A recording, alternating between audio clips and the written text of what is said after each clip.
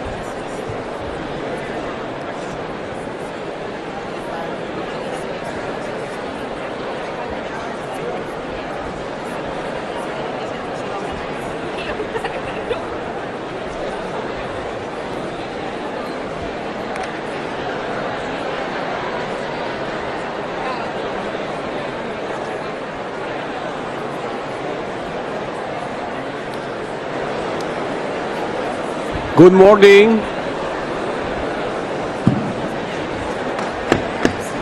Good morning, everyone. Please take your seats.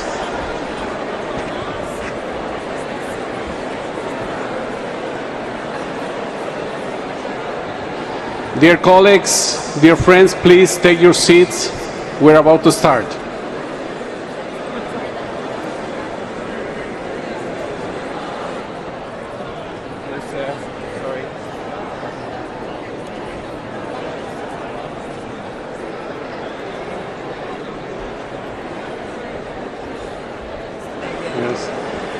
Good morning, everyone. Please take your seats.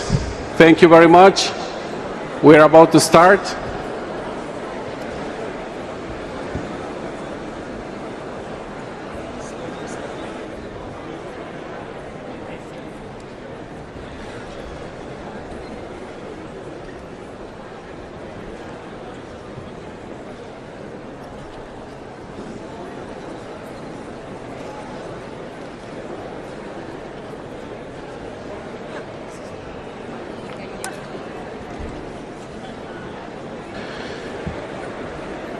Thank you very much, dear colleagues, dear friends. Excellencies, distinguished delegates, ladies and gentlemen. It is my honor to declare open the second part of the fifth session of the Intergovernmental Negotiating Committee to develop an international legally binding instrument on plastic pollution, including the marine environment, and I call to order this fifth plenary meeting.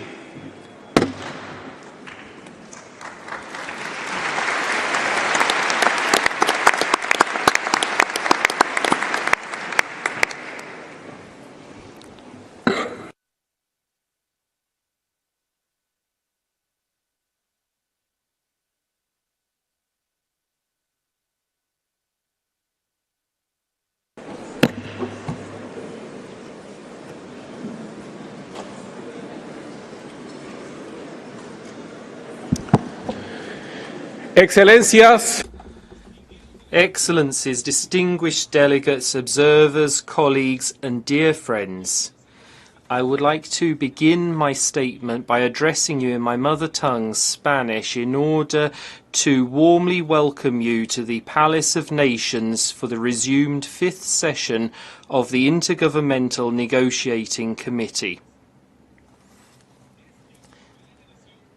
The Palace of Nations is a historic venue which was built to provide a home to the ideals of peace, freedom and cooperation among nations, and has witnessed key moments of multilateral diplomacy. Thus, we are in an enabling environment so that our will to work will translate into positive outcomes. Please allow me to begin by extending heartfelt thanks to those whose commitment and dedication has brought us to this critical moment. To Inga Anderson, Executive Director of the United Nations Environment Programme, for her constant guidance and unwavering defence of environmental multilateralism. Thank you very much, Madam Executive Director. To Jyoti Mata Philip, Executive Secretary of the Intergovernmental Negotiating Committee, and her outstanding team, thank you for supporting this process with professionalism, transparency and tireless dedication. Thank you so much, Jyoti. And to Katrin Schneeberger, Director of the Swiss Federal Office for the Environment, thank you for your generous welcome to Geneva, the bulwark of multilateralism and cooperation amongst peoples, and for your country's support throughout this process. I would also like to acknowledge the constant support of UNEP's staff, the INC Secretariat, and the United Nations office at Geneva. Your logistic and technical support has provided us with the necessary foundations for fruitful work. Thank you so much for that. I would also like to welcome observers participating in this meeting. I'd like to thank you for your valuable perspectives, technical skills and innovative ideas. You represent civil society, industry, science and communities throughout the world, including indigenous peoples.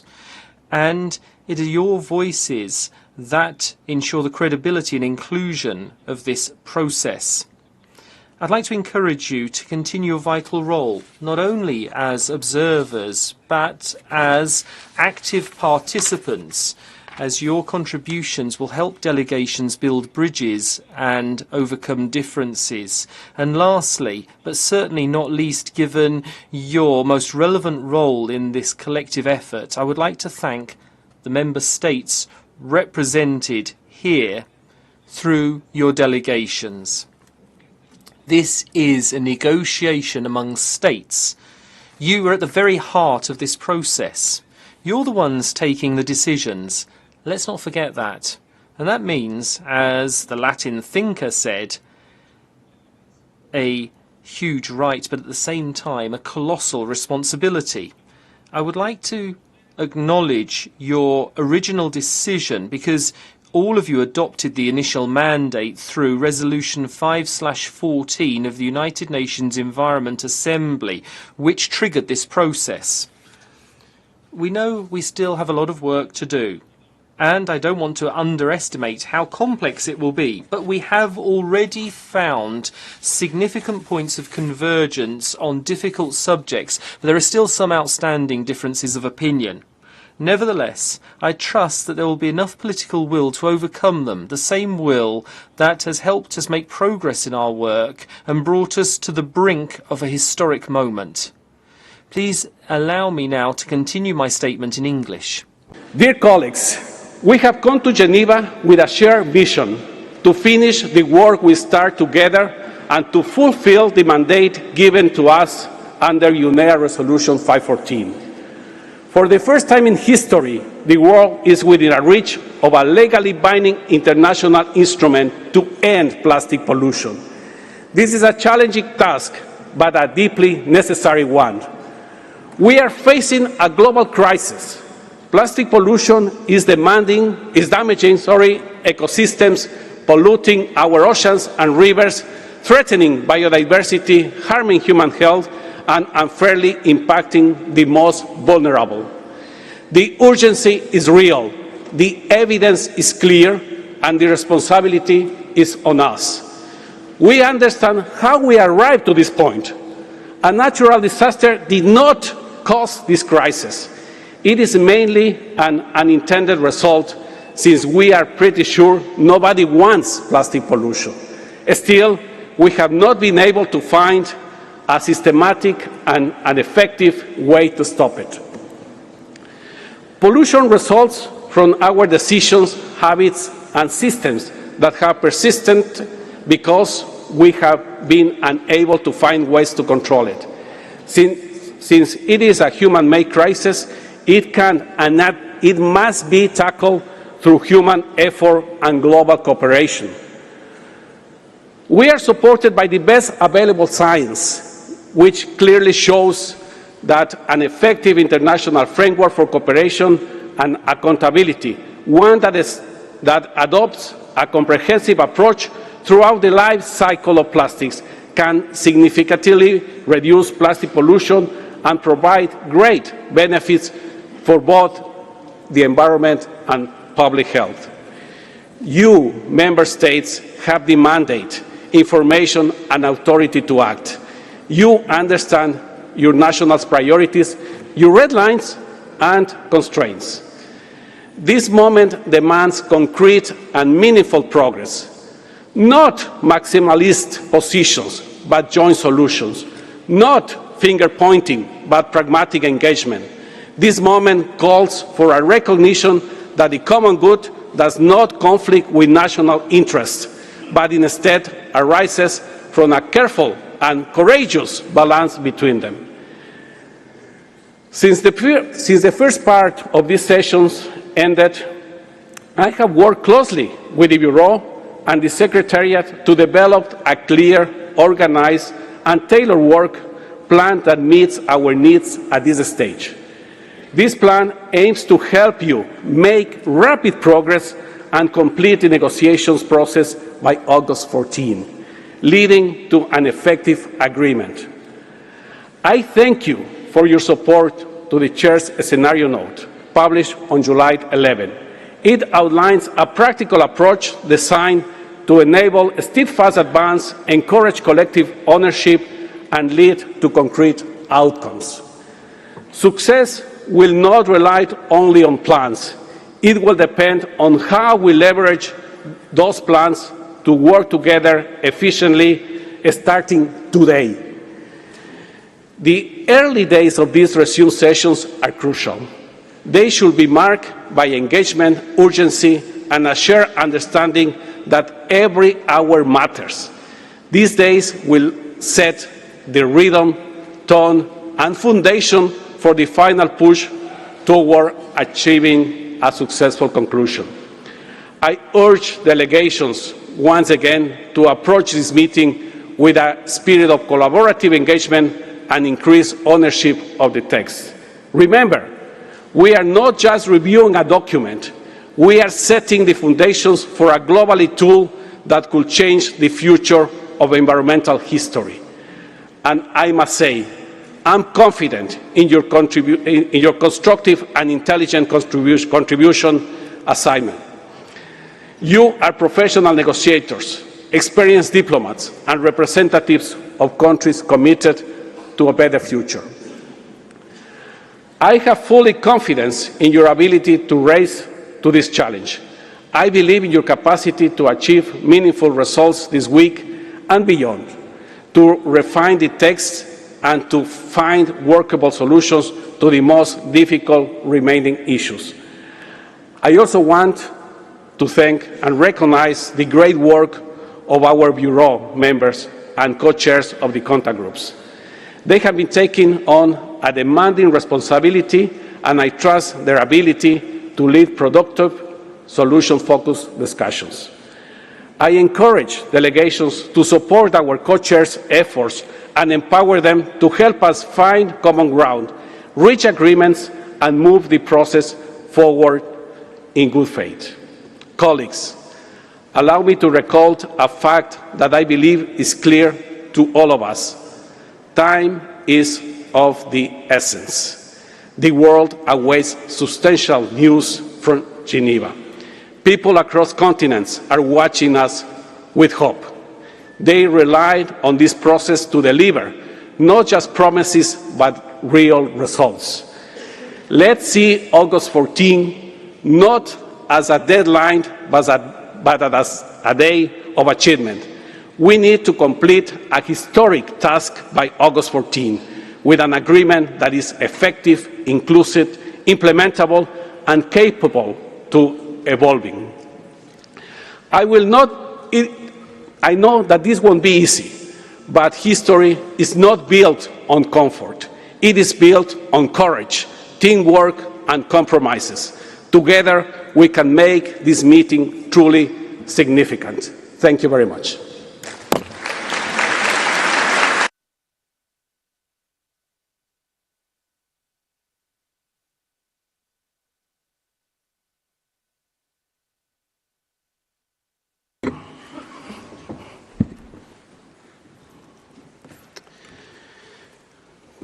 Thank you very much. It's now my pleasure to invite the Under-Secretary General and Executive Director of the United Nations Environment Programme, Ms. Inger Anderson, to deliver her opening remarks.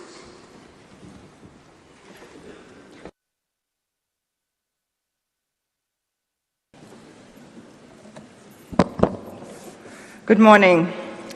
And let me start also by thanking you, dear Chair, Ambassador Luis Valdivieso, for your extraordinary leadership. We would not be here, we would not have reached as far as we have without it.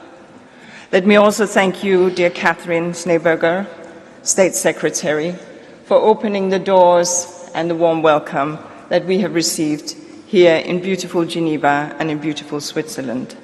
And of course, let me thank my dear colleague, Diotimato Philip, the Executive Secretary, who has been leading this, and of course all the many colleagues behind her. But most of all, allow me to thank you, delegates, who have worked so hard to get us to this place. Also allow me to express appreciation to observers for their engagement throughout. So together we stand here with a warm welcome to this resumed session of the negotiation of the legally binding instrument to end plastic pollution, including in the marine environment. And my deep thanks to all for all the efforts that have gotten us here. Because almost 3.5 years have passed since that historic adoption at the United Nations Environment Assembly Resolution 514 in 2022. And it's now high time for member states to get the deal over the line. And today this means, of course, rolling up our collective sleeves, so to speak, and getting into the contact groups. And therefore, I will be brief. You face 10 days of intensive negotiations. You know this, and you know that you will have to work with hard work and long nights and determination. as you have done in all the other sessions before. And you also know that this will require the spirit of solidarity and compromise and understanding, as you have done before. But I believe, truly believe, that you can leave Geneva with a treaty gavelled. Because since Busan, you have enabled a real surge in diplomacy. You've been engaging with one another in informal settings, in bilaterals, in regional and consultations, across the regions and across viewpoints. And that has forged approaches, ideas, and yes, solution. And that engagement has been critical to getting us where we are today, as is indeed the most intense process of preparation that I have ever seen, demonstrating that member states who have joined as members of this process really want this treaty. So I thank you for this productive diplomacy, which has begun to carve out a path to a possible agreement. Now, I do accept that this path is narrow and at times a bit precarious, with a steep drop on either side, but we are here in the Alpine country where we're used to steep drops. So let us find a way, let us bind together to navigate this path. The only way to reach destination is by going together. I'm always inspired as I enter these halls here in Geneva. This city is the birthplace of modern multilateralism. And while the setup of the League of Nations was far from ideal, and while many voices were excluded and unrepresented, this city set in motion and saw the setting in motion of this noble notion that countries can come together to solve problems. And as we look out on the soaring heights of the Alps, let us reach for those heights as we take inspiration from the past, but build and shape for the future. I also invite you to draw inspiration from the establishment of the Intergovernmental Science Policy Panel on Chemicals, Waste and Pollution, which could provide important science for the Treaty on Plastic Pollution. By agreeing to this panel in Punta del Este just 2 months ago, member states proved yet again that multilateralism delivers, and now it's your turn. As you get down to negotiating, I remind you that, which you know, that the world wants you to succeed. The world wants and needs to tackle plastic pollution crisis.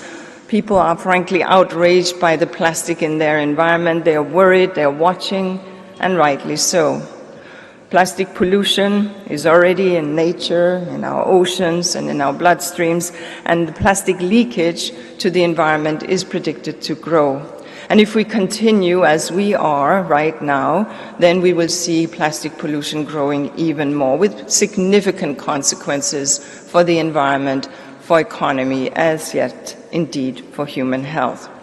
I know that you know this, and I also know that you know that it is in your hands to get this done and make sure that we get this treaty gavelled. It is in your hands to protect ourselves, the environment, and future generations. It is in your hands to turn the plastics pollution challenge into an opportunity of solutions and new beginnings.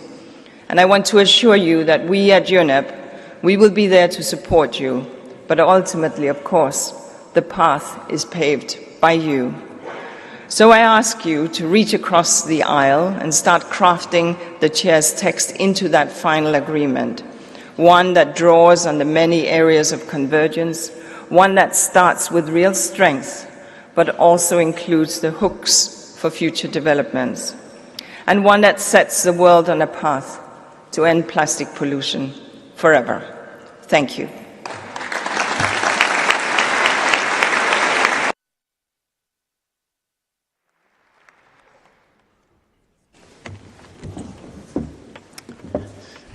I thank the Executive Director of UNEP for her remarks.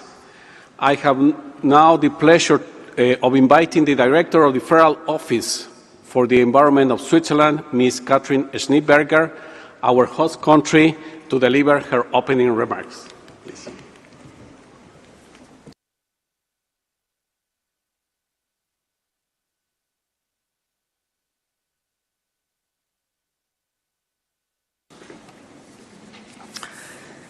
Mr. Chair, Madam Executive Director of the United Nations Environment Programme, dear Inger, Madam Executive Secretary of the INC on Plastic Pollution, Excellencies, distinguished colleagues. It is a great pleasure for Switzerland to host these pivotal negotiations with the objective of finalizing a treaty text to put an end to plastic pollution. I am delighted to welcome you to Geneva, a city that embodies dialogue, cooperation, and a commitment to multilateralism. Geneva is a global hub for environmental governance, particularly in the field of chemicals and waste. The reason that brings us together is clear. We want to end plastic pollution. We want to protect human health and our environment. And we want to do that now. However, we must also acknowledge that multilateralism is facing challenges. Geopolitical tensions and financial crises can sometimes hinder our ability to act collectively. Let's demonstrate to the world that multilateralism is effective. Let's demonstrate to the world that countries are willing to find sustainable solutions. And let's write history again in the Palais des Nations. Excellencies, dear colleagues, writing history means engaging constructively, taking collective action and delivering concrete results. In the coming days, we have the opportunity to do just that. By negotiating core elements of an effective plastics treaty and by finding comprehensive solutions and measures across the full life cycle of plastics to address plastic pollution effectively.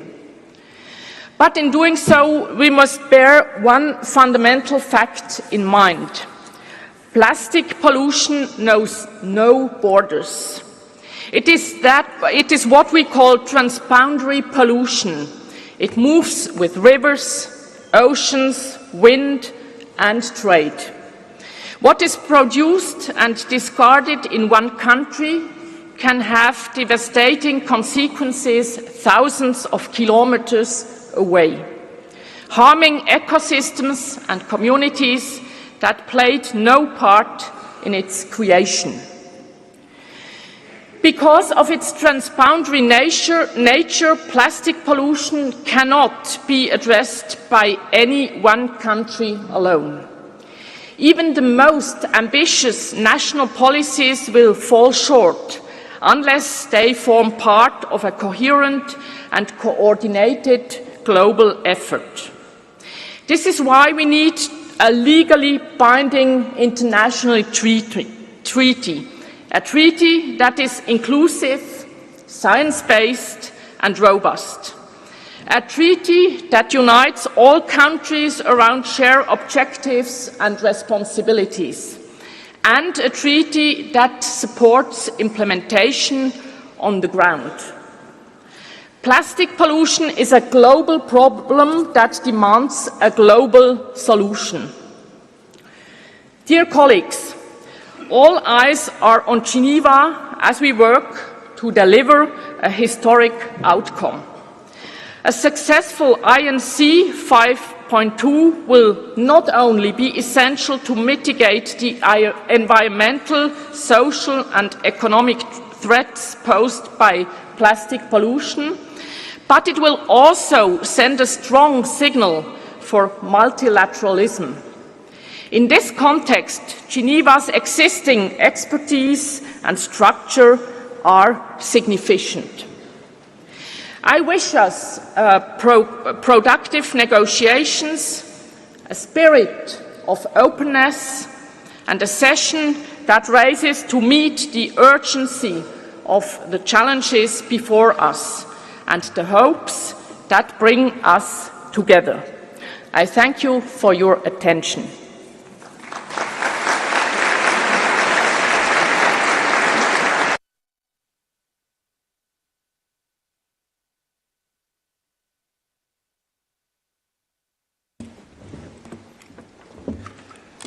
I thank the Director of the Federal Office for the Environment of Switzerland for her remarks.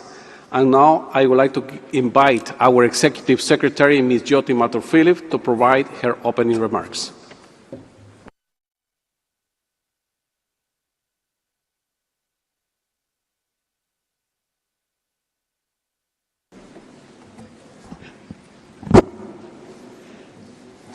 Thank you, Chair. Ambassador Luis Valles Valdivieso, Chair of the INC, Ms. Inger Anderson, Executive Director of the UN Environment Programme and Under-Secretary General of the UN, Excellency Ms. Catherine Schienberger, Director of Switzerland's Federal Office for the Environment, Excellencies, distinguished delegates. It is an honor to welcome you to the resumed fifth session of the Intergovernmental Negotiating Committee on Plastic Pollution. I begin by expressing my sincere gratitude to Switzerland for hosting us for INC 5.2. I would also like to express my appreciation to our colleagues here at the UN Office of Geneva for their incredible support and tireless efforts in facilitating the arrangements that have made this session possible. My deepest gratitude to the chair of the INC for his leadership throughout his mandate since taking this very difficult mantle at INC 3 in Nairobi in 2023, and to his incredible team too. Thank you. I would also like to thank Ambassador Gustavo Meza Quadra for his leadership till INC 3. And of course, my deepest thank you to Ms. Anderson for her guiding hand, keeping us steady through all the turbulent and calm waters over the last 3 years.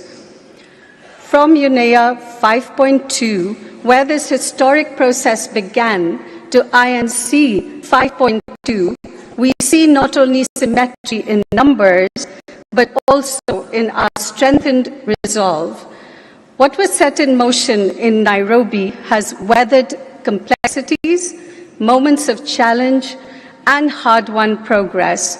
And it is precisely this shared endurance that strengthens our resolve and brings us determined and forward-looking to this historic hall today and the birthplace of modern multilateralism. I'm deeply grateful to the members of the committee for your steadfast commitment over the past 3 years. My gratitude also extends to observer organizations whose ongoing engagement, deep expertise, and valuable insights reinforce the essential importance of inclusive and collaborative environmental multilateralism. I would also like to take this opportunity to acknowledge with great appreciation the donors whose generous voluntary contributions have been indispensable to the work of the INC and its sessions, and including the intersessional work and head of delegation meetings. Our thanks go to the governments of Australia, Austria, Belgium, Canada, Denmark, Finland, France, Germany, Ireland, Japan, Monaco, the Netherlands, New Zealand, Norway, Portugal, the Republic of Korea, Spain, Sweden, Switzerland, the United Kingdom, the United States of America, and to the European Commission. Thank you so much. Excellencies, distinguished delegates, we are a large group here these next 10 days. We have arrived here in Geneva with over 3,700 participants from 184 members of the committee and 619 observer organizations registered to attend INC 5.2.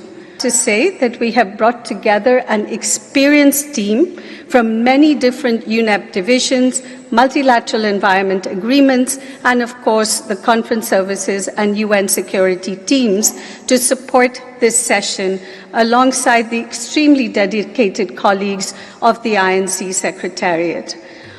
On this note, may I also remind you that the UN Code of Conduct applies to all UN meetings, and you will find this conduct available on the website. As always, you have our full support, the team's full support that is here to help you over the next 2 days, and being hosted at the Palais des Nations situates INC 5.2 within a long tradition of crucial multilateral negotiations, diplomatic breakthroughs, and international legal frameworks. It is my hope that this session will now also be part of that legacy. And as I know you are impatient to start work, I will conclude by inviting you to envision 15th of August, a day when the world awakens, unified with an international instrument to end plastic pollution, crafted through our collective determination, dialogue, and shared commitment over these past 3 years. I hope this vision will be able to guide you over the next days. Thank you.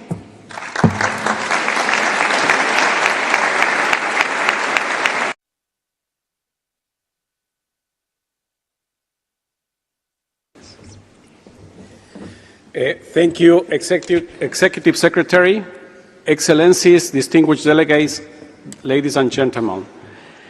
Before I close this opening segment, I would like to voice my appreciation to Ms. Asha Challenger for her work as rapporteur of our process. Thank you, dear Asha.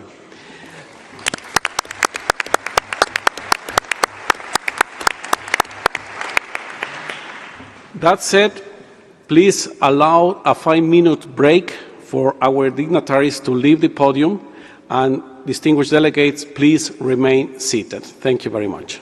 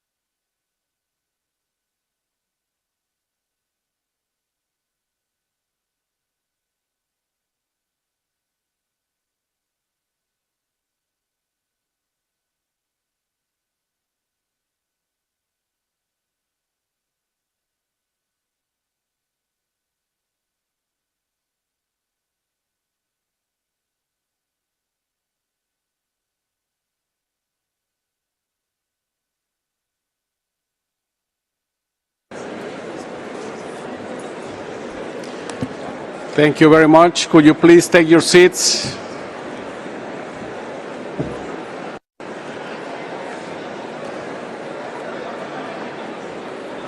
Thank you. Thank you, dear colleagues. Please take your seats.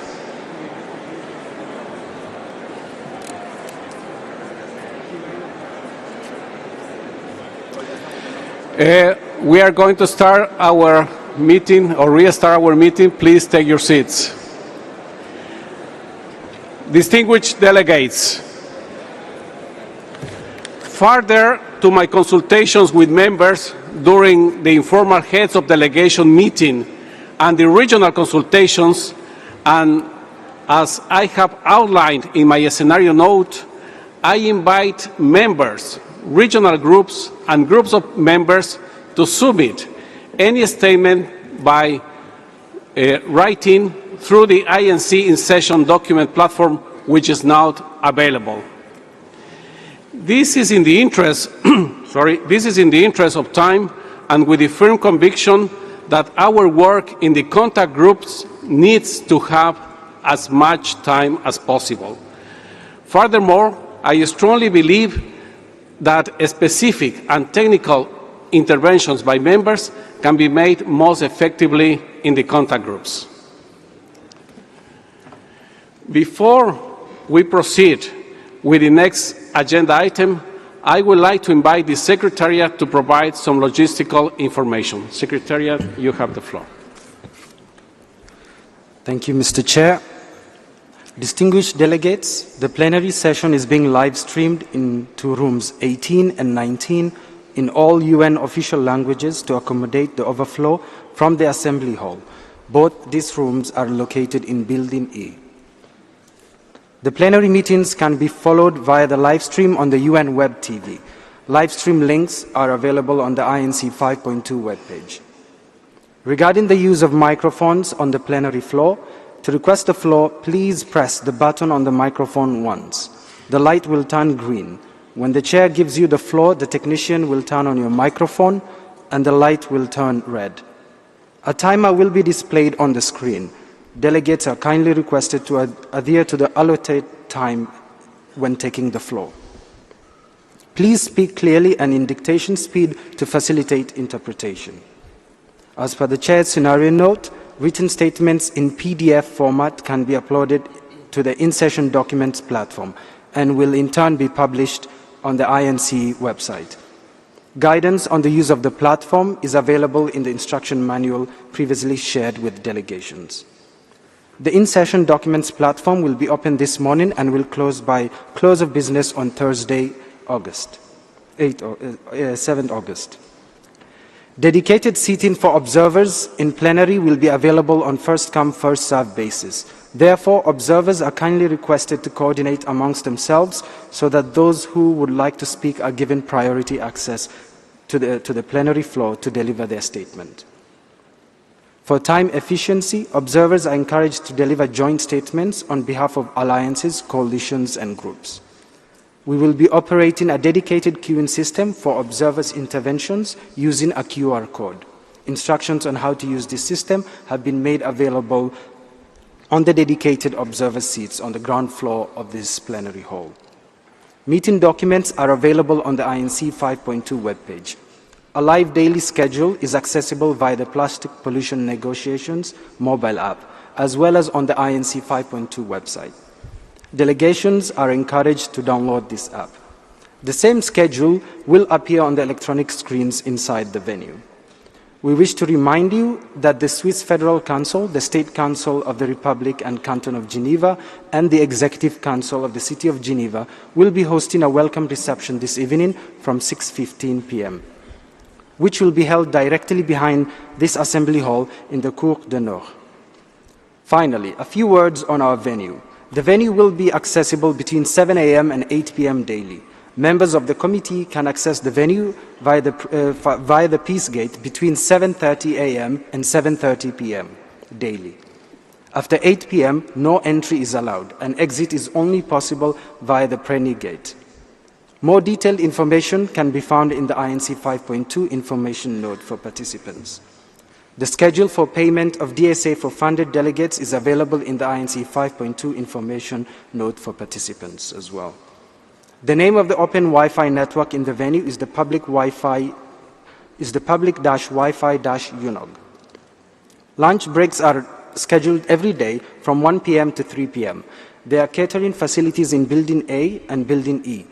The list of the opening hours of each catering point is available in the INC 5.2 information note for participants, as well as in the mobile app under information. Delegates are reminded that food and drinks are strictly not allowed in any of the meeting rooms in this venue. Bottled water with the necessary precaution are permitted. The tap water in the venue is safe to drink and poses no health risks. Delegates can therefore use tap water to refill their bottles. A lost and found counter is located at the reception desk of Building E. This meeting is striving to be single-use plastics free. We call on you delegates to also do your part. Thank you, Mr. Chair. And I thank you, Secretariat. And this concludes our consideration of Agenda Item 1. Distinguished delegates, the committee will now resume its consideration of Agenda Item 3C on the organization of work. You will recall the committee considered Sub-Item 3B on the adoption of agenda for this session during the first part of the fifth session. The committee adopted the agenda for the session as contained in document UNEP/PP/INC.5/1, which has now been issued as document UNEP/PP/INC.1/1/Rev.1. The annotated agenda for the second part of the session has been issued as document UNEP/PP/INC.5/1/Rev.1/@.1. You will also recall that the committee considered Agenda Item 2 on the election of officers and elected a vice chair from the Asia-Pacific States Group. I'm pleased to inform you that at this stage there are no further developments under this agenda item. With that regard, the Agenda Item 3A on the adoption of the rules of procedure, you will recall that we also considered this item at the beginning of our session 5th, and there are no new developments under this item. I want to recall that in accordance with the decision of the Intergovernmental Negotiating Committee at its first session, the draft rules of procedure as set out in the document UNEP/PP/INC.5/3 continue to apply to its work on provisional basis, with the exception of the bracket text in Rule 37. You will also recall that at the second session, the committee decided to adopt the following interpretive statement relating to Rule 38, Paragraph 1, on the draft rules of procedure. The Intergovernmental Negotiating Committee understands that, based on discussions on the draft rules of procedure for the Intergovernmental Negotiating Committee, there are differing views among Intergovernmental Negotiating Committee members on Rule 38, Paragraph 1, and its reflection in the report of the Intergovernmental Negotiating Committee on the work of its first session. Therefore, the provisional application of Rule 38, Paragraph 1 of the draft rules of procedure has been a subject of debate. In the event that Rule 38, Paragraph 1 is invoked before the rules are formally adopted, members will recall this lack of agreement. I trust that we will complete our work here in Geneva in a spirit of good faith and cooperation. I count on your support to ensure that we can work together constructively and effectively. Distinguished delegates, I will now outline the organization of work for the second part of the fifth session as contained in the scenario note for the resumed session issued as document UNEP/PP/INC.5/INF/13. Given the limited amount of time available to us at this resumed session for the completion of our negotiation process, it is essential that we organize our work with the aim to promoting a successful session that delivers on the mandate of UNEA Resolution 514. Our entire approach to the organization of our work must be guided by the objective of completing our negotiations by achieving agreement on the text of an international legally binding instrument and identifying any issues for consideration by the diplomatic conference. We should focus on bridging remaining gaps, resolving differences, and finding a common way forward in achieving agreement on the text of the instrument. The committee might also wish to consider reflecting in the report of the session any issues that might need to be considered by the Conference of the Party. I have been consulting with members, including through regular Bureau meetings and the informal heads of delegation meetings on 30 June to 2nd July 2025 and on July 18 on the most effective way to organize our work to support the finalization of the text of the instrument at this resumed session. Based on these consultations and our common objectives, I'm proposing the organization of work as follows. As you will recall, the committee agreed that the draft text circulated by the chair on 1st December last year will be used as the starting point for negotiation of the future instrument at the resumed session. This is without prejudice of the right of any member to propose additions, deletions, or modifications to the text during the session, and that the negotiations will be conducted on the basis of the principle of that nothing is agreed until everything is agreed.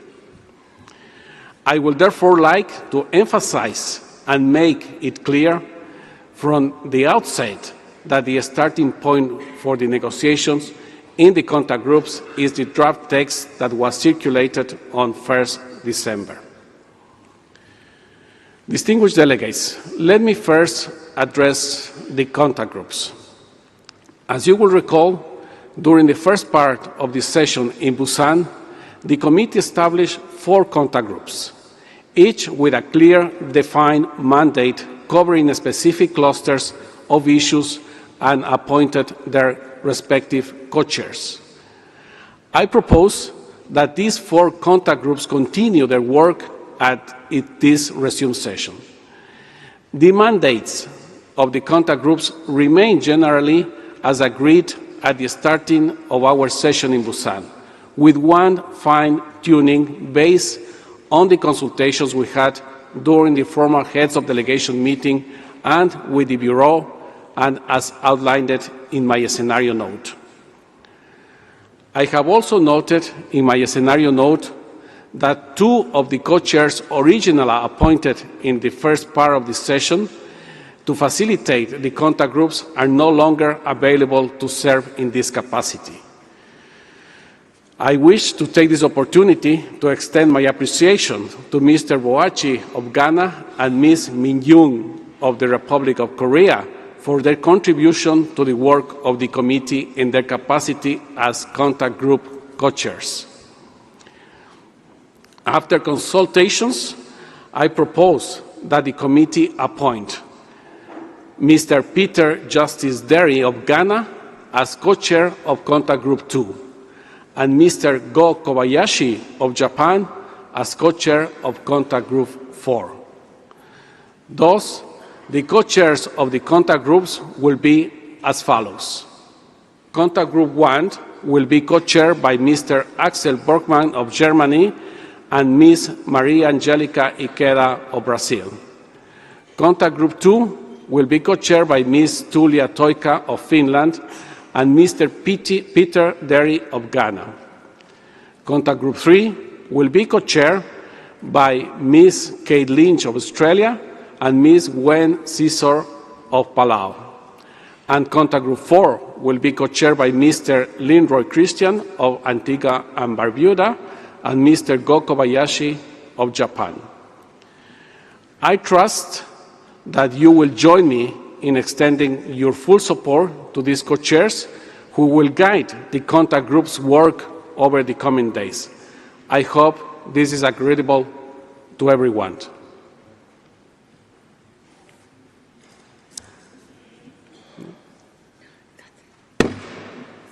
Thank you very much.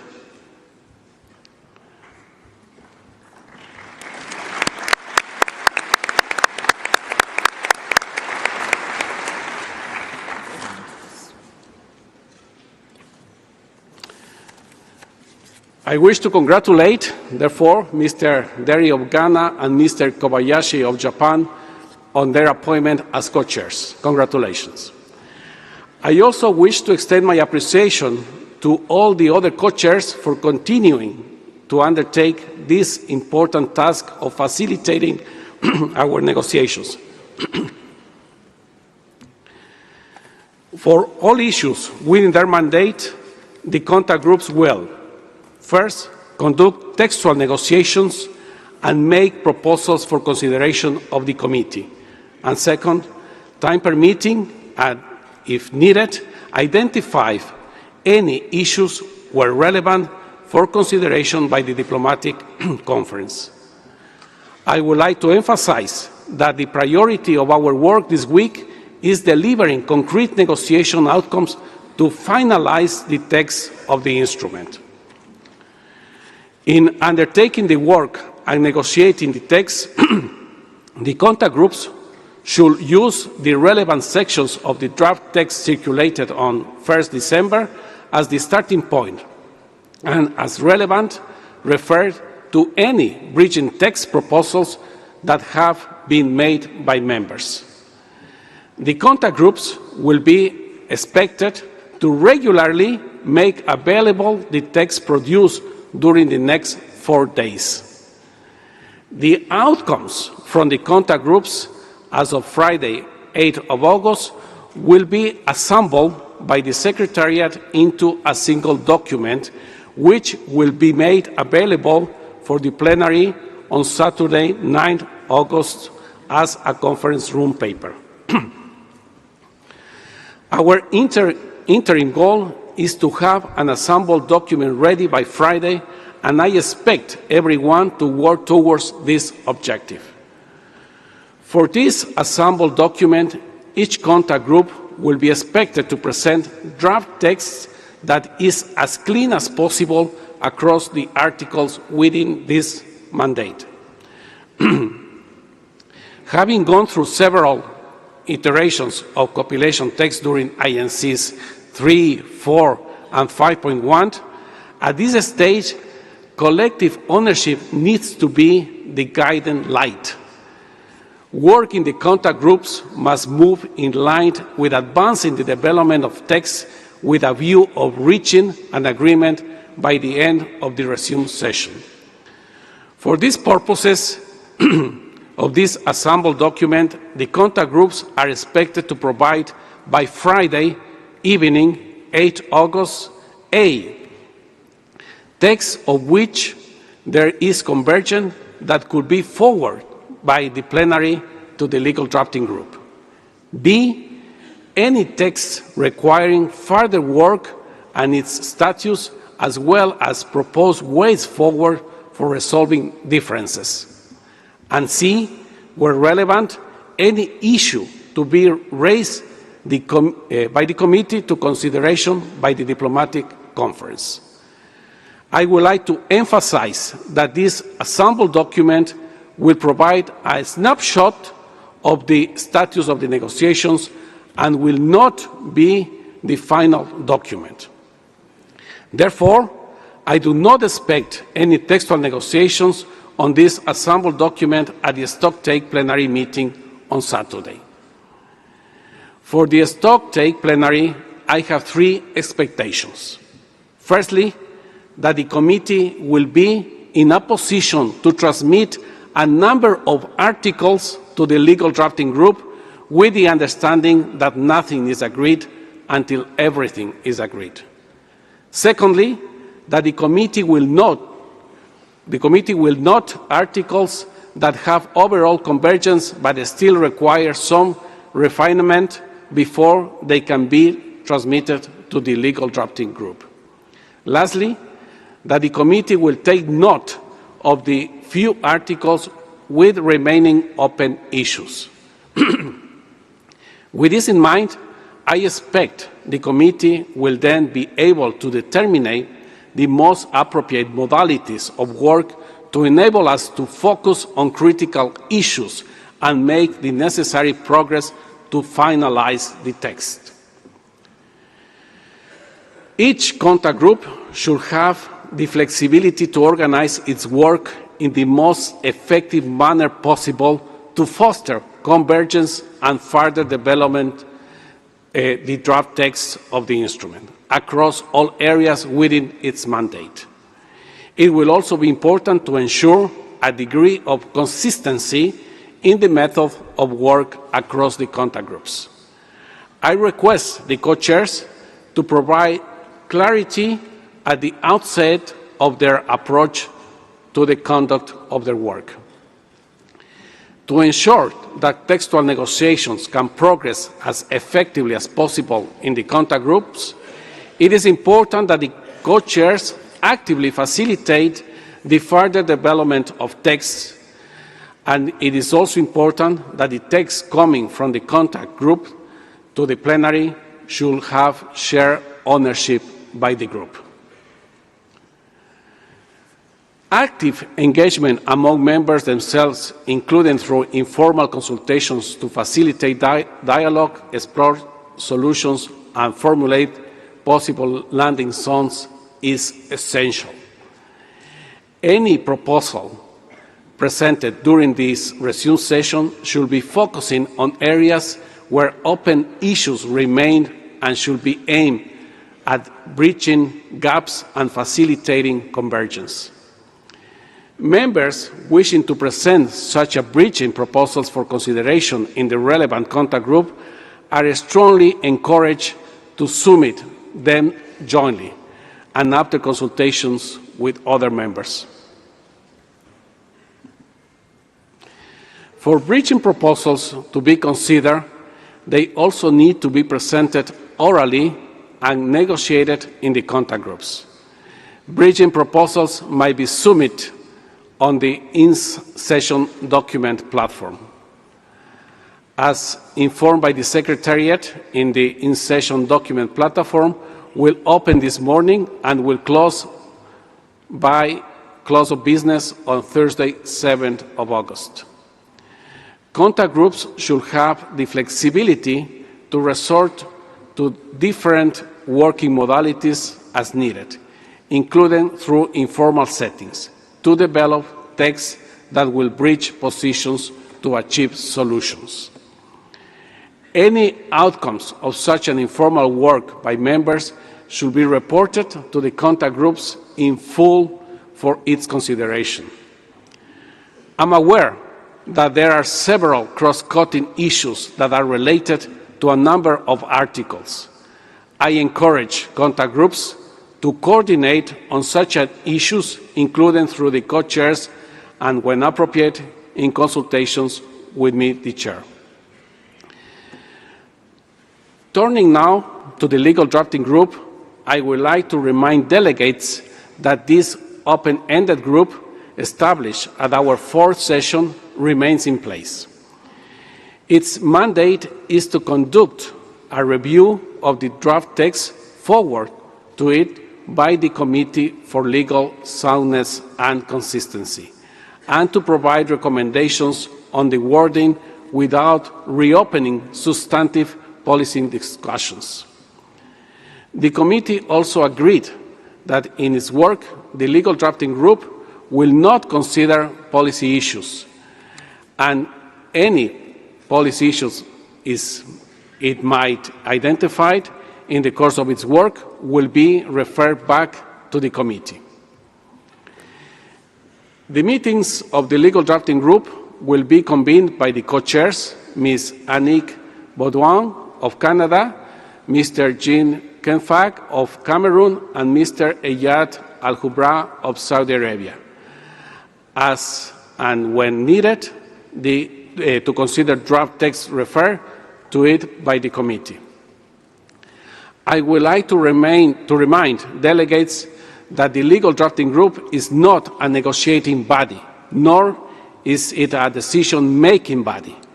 What the group does is present recommendations on the legally sound wording for consideration by the committee in plenary. It is ultimately the committee that agrees on text. We should endeavor to refer draft text as early as possible to the legal drafting group. I, therefore, invite contact groups when working on the text during the next several days to flag in their reports to the plenary any provision that they consider sufficiently developed to be reviewed by the legal drafting group. I want to emphasize that forwarding text for legal review does not imply that this text is fully agreed. As always, we are guided by the principle that nothing is agreed until everything is agreed. On the schedule for this resumed session, the overall plan for the week is annexed to my scenario note and has been published on the session website. 2 or more contact groups might also agree to jointly discuss matters within their respective mandates as needed. During our plenary meeting on Saturday morning, 9th August 2025, we will need to collectively take stock in light of the outcomes of the contact group's work in the first 4 days and assess the progress made. With that, we will consider any adjustments to the modalities of work to allow us to focus options to achieve agreement on open issues. At this meeting on Saturday, each contact group will be expected to report on any draft text that could be referred to the legal drafting group and on the state of play of any outstanding issue within its mandate. I wish to reiterate that no more than 2 contact groups meetings will be scheduled in parallel. In addition, a schedule for days 1 to 4 has been published, while specific time periods are proposed to be tentatively allocated for meetings of each of the 4 contact groups up to including day 3, 7 August 2025. The exact schedule will need to be reviewed as negotiation progress to reflect the actual needs of each contact group on a daily basis. I have had numerous consultations on the schedule for this resumed session with members and regions. Based on those consultations, I have strived to allocate time in balanced manner across all contact groups. This schedule of contact groups meetings will be updated daily and made available on the website and through the app in the evening of the previous day. The next plenary is currently scheduled for Saturday, 9th of August. At this point, we might need to consider any adjustments to the modalities of work to allow us to focus on avenues and options to achieve agreement on open issues. There will also be the opportunity for plenary meetings to be convened over the course of the week as needed. Sunday, 10th August, is a reserved day without any formal meetings to allow for informal consultation among members. I encourage members to utilize this time to continue their informal dialogues and bridging proposals. I also encourage regions to make use of this time to consult amongst themselves and identify solutions to the remaining open issues. The schedule for Monday 11th through Thursday 14th of August will be developed over the course of the resume session, taking into account the progress achieved to allow us to focus on outstanding issues to finalize the resume sessions successfully. Under Agenda Item 4, I will also like to propose that during the plenary on Thursday, 14 August 2025, the committee considers the text of the instrument with a view of its formal approval. Next, let me outline the indicative plan for the remaining agenda items. Oh, thank you.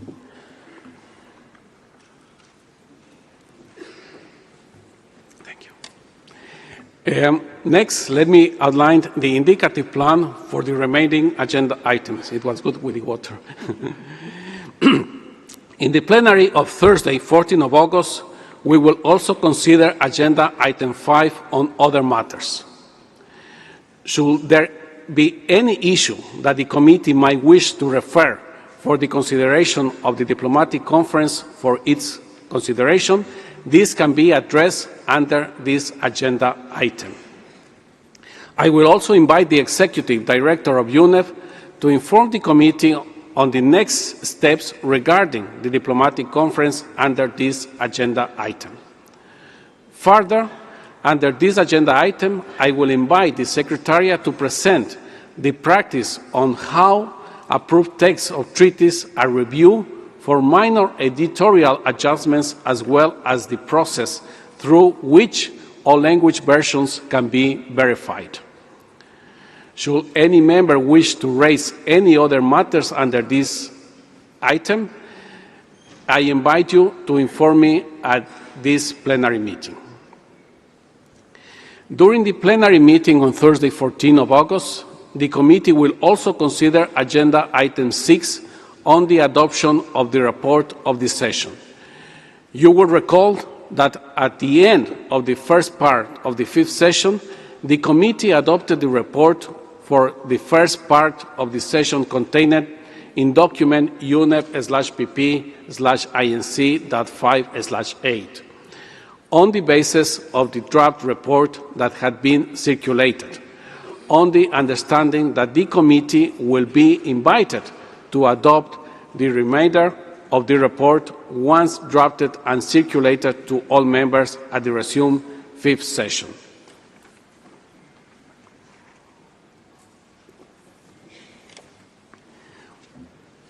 In this connection, the committee will be invited to consider and adopt the remainder of the report of the work of the first part of the fifth session under this agenda item and the draft report for the second part of the session, capturing the early parts of the proceedings and discussions during the resumed session. Finally, on Thursday, 14 August, the committee will consider Agenda Item 7 at the closing of the session.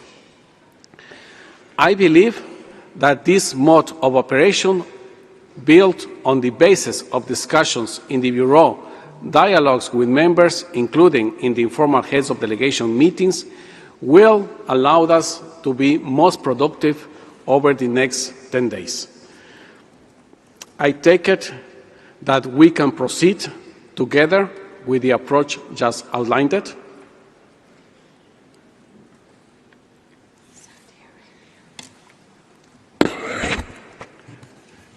Saudi Arabia, you have the floor.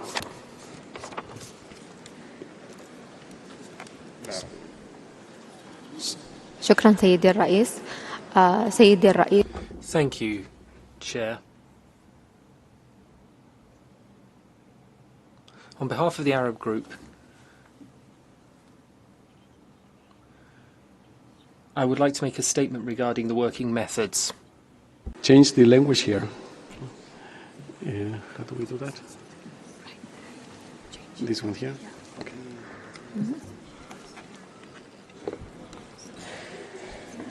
Okay. Please continue. I'm sorry for that. السيد الرئيس لجنة التفاوض الدولية Chairman.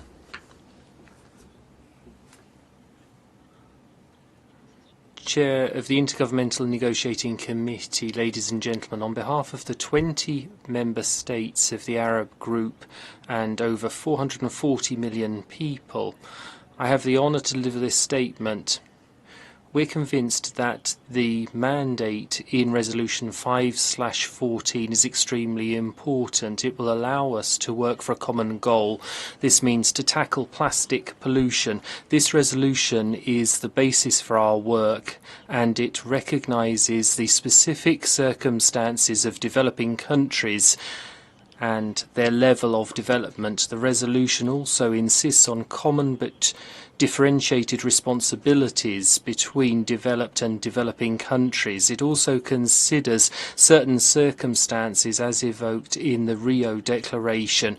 With regard to our working methods, we're worried about Article 6. It has been included in the programme of work for contact groups. This is despite repeated appeals from various groups, including some which are in favour of the article. We believe that we should put off discussion. This was also a call which was made during the meeting of heads of delegations. We do not agree with that article, but we respect your position, Chair, and we will participate in dates with a constructive spirit. But if we don't manage to reach a consensus on this issue, then we would like to make an appeal to the committee to swiftly move on with other issues instead of continuing our debates on more controversial issues. So we believe that we could deal with controversial issues in unofficial meetings instead of debating them in the contact groups. There, it's vital that we focus on getting work started. We believe that we must hold negotiations so that we can build trust between all parties. We would like to insist, in fact, on having a clear and transparent mechanism for organising informal meetings. They would be organised by the parties and can play an important role. However, too many informal meetings could overburden delegations, particularly small delegations. This means to say that they would not be able to participate effectively. In addition, informal meetings should be organised bearing in mind the practicalities. There must be a clear timetable so that each and every one of us can take part.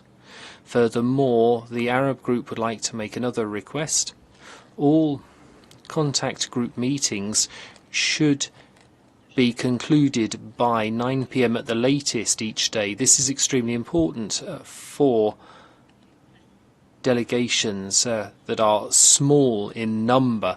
This is because these delegations will have to tackle a number of challenges if they're to effectively participate in all meetings. If we have reasonable working hours, this means that we will be able to hold effective negotiations and ensure that there is effective and efficient participation by all delegations. This will enable us to achieve the best possible outcomes in these important negotiations.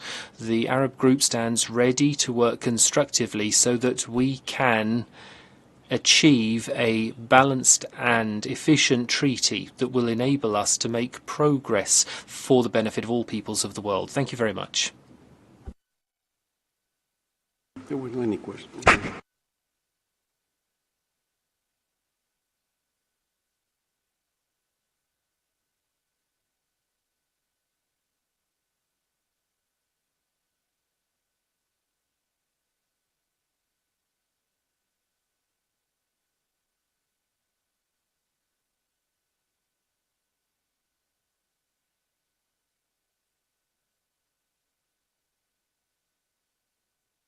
I thank you very much, Saudi Arabia. I now give the floor to Ghana. Please, Ghana, you have the floor. Thank you, Chair. I make this intervention on behalf of the African Group of Negotiators. Africa has requested multiple times for contact groups 1 and 3 not to meet or run simultaneously. Although the largest UN group, Africa remains a region of multiple small delegations, underfunded and overstretched. In the spirit of inclusivity and transparency, we demand our requests be taken into account and the schedule be adjusted accordingly to ensure that contact groups 1 and 3 do not meet simultaneously.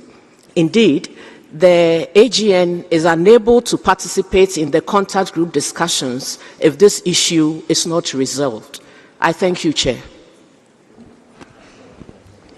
And I thank you very much, Ghana. Now I would like to give the floor to Marshall Islands, please.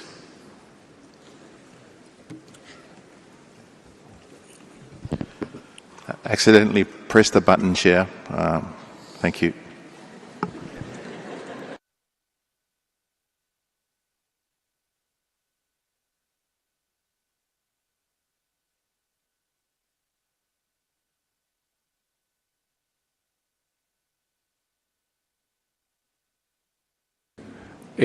Well, thank you. I'm sorry for that mistake. And now Angola, please.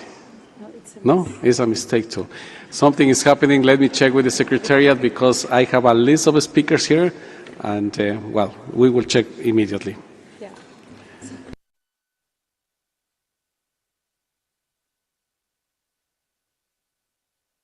Now the list of speakers is gone. Sorry for that. I thank you very much, and I thank you very much for your comments and also for the constructive way that you are approaching to this session. We have worked actually quite hard on those schedules and trying to find the perfect balance and perfect weight also in sequencing the different articles. That's why we are presenting the schedule for the 2 first days, and as I have mentioned before, with the flexibility given in the contact groups also to discuss about this. What I will propose is to take the schedule as we have presented, and we will review and take, of course, into consideration the comments and also the proposals that you have presented from the African group to for the days after this the work, starting from day 3, and also we reconsider the schedule for tomorrow, actually for day 2, depending also seeing what you mentioned of not having those 2 contact groups at the same time, 1 and 3. So may I take that we could go on the schedule as it has been presented? Thank you very much. Ghana, please, you have the floor. Thank you, Chair.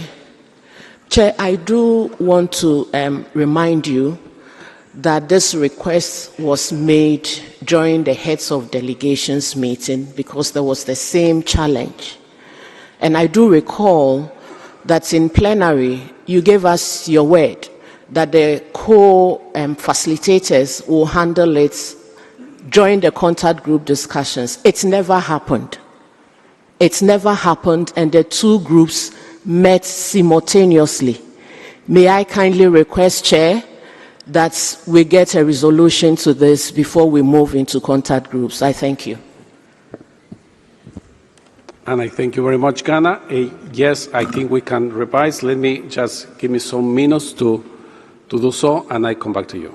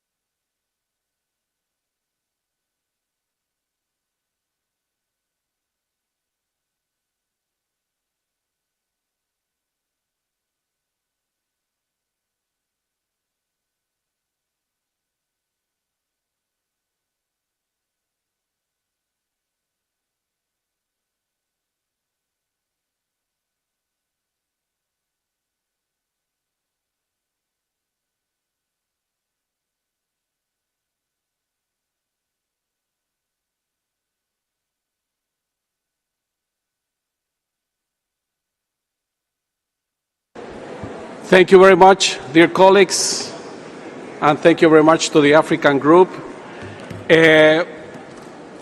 My task as chair is also to give these possibilities and as a principle guiding our negotiations that you members feel comfortable in these negotiations and also in the contact groups. So we are working and we have a proposal. So contact group 1 and 3 won't meet at the same time. Instead, it will be contact group 2 and 3 meeting at the same time, and then contact group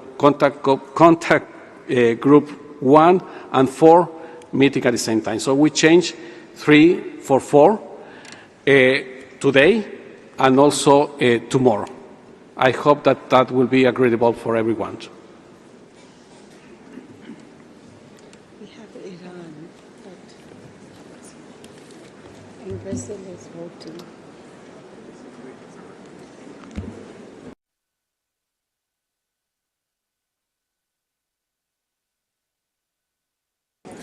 Iran, you have the floor.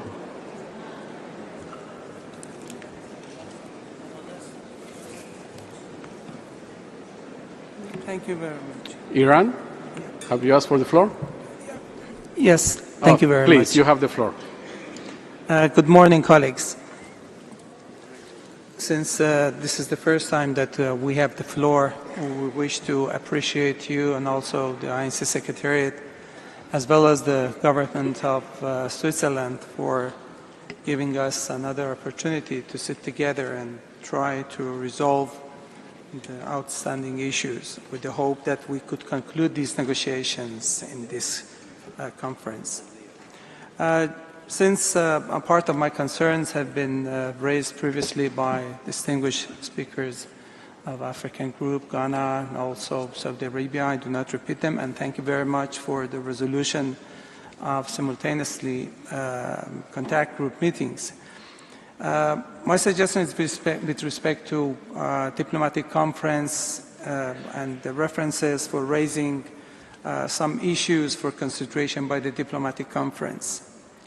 Since the issues for consideration by the diplomatic conference should be limited to the areas agreed upon during INC 5.2, which need to be highlighted in the draft resolution. And such issues shall in no way determine any agenda, including the discussion on substantial issues between the diplomatic conference and the first COP meeting of the future instrument, and or prejudge the first COP decision on its priority areas of work, including establishment of any subsidiary bodies, annexes, list of possible products and substances, targets, and timelines. So the diplomatic conference should be of ceremonial nature and nothing more than it. And we expect that we can stick to this understanding, since this is exactly the language of Article 12 of the Union Resolution 5/14, which only requests the Executive Director to convene a diplomatic conference for the purpose of adopting the instrument and opening it for signature. Thank you.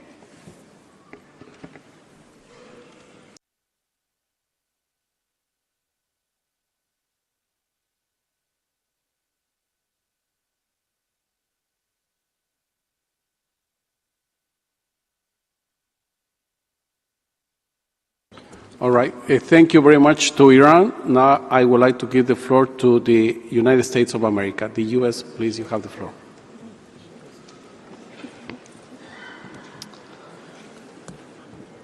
Thank you very much, Chair. Good morning, colleagues. Let me start by expressing my thanks to you, Chair, and also to UNEP for all the work you've done in advance of this meeting to get us prepared. I just wanted to ask for a little bit of clarification. So, with respect to the proposal to swap the organization of the contact groups, I maybe just have a couple questions about this. In principle, to us, we're actually quite flexible. The issue is, We prepared for the meeting using the scenario note proposed, as we understood it, by the chair, and endorsed, we had understood, in the Bureau meetings. And thus, we have brought a team here that is actually prepared, and we have certain people that bounce in between contact groups that have prepared for the meeting and the negotiations with the particular pairing that had been proposed for us to use at the meeting. So we're going to need just a couple of minutes. We just need a little bit of time here to actually think through what this means. As I said, I don't think, in principle, this wouldn't have been a problem for us, but it's not the way that we prepared for the meeting, precisely because it's not the way that had been proposed. So that's the first thing. We need just a couple minutes to sort through this. Secondly, Chair, I would actually like to hear and understand better from you, to have a more detailed readout of what it was that the Bureau did in taking up this issue. So normally the Bureau is the group that we as the parties, as the member states, entrust with working through the organizational details like this.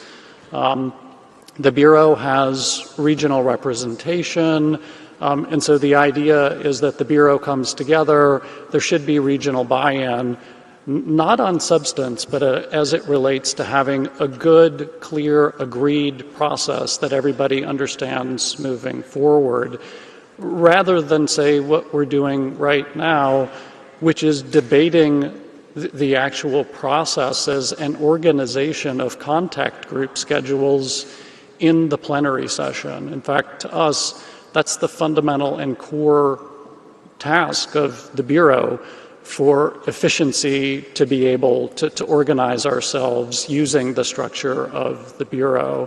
So perhaps could I, as we take a moment internally in our delegation to talk about how we are reorganizing ourselves, much like the Africa group said, this current schedule presents some problems to them. Just to be honest, we would have expected that to be raised in the Bureau, debated there, and it would have been much easier to try to find solutions to this issue in the Bureau itself, which to us is the actual purpose of the Bureau. So I'd specifically request, Chair, that you provide us some flavor of what went on in the Bureau that has led us to where we are.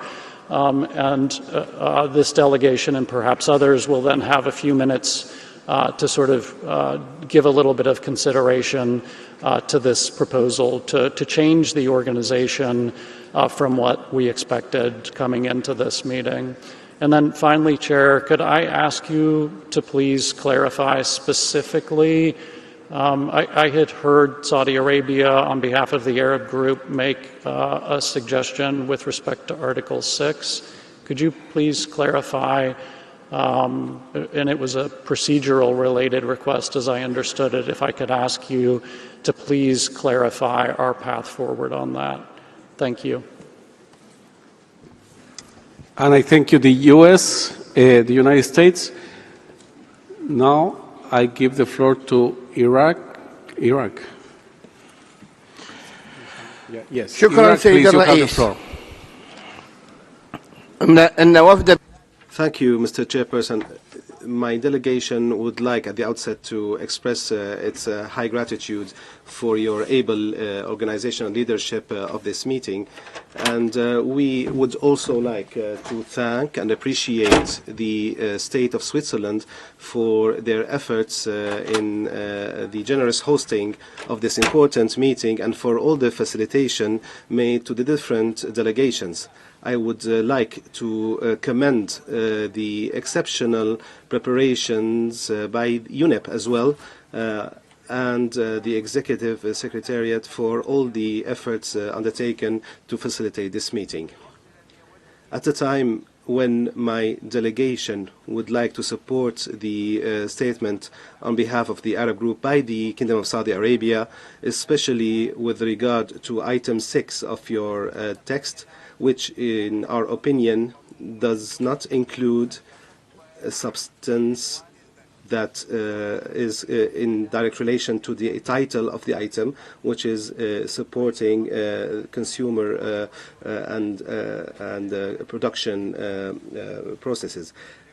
And here we would like to support substantive discussions in this regard. We are keen at this meeting to meet a great deal and to achieve an agreement with regard to plastic pollution that is balanced and that includes joint responsibilities and roles. This can only be achieved with a spirit of flexibility and realism, and we need to abandon all prejudices that are not directly related to the core issues of plastic pollution. We are all after one aim, and we need to put aside our differences in order to achieve consensus. Important principles such as the sovereign right of the use of natural resources of each country and the differentiated responsibility between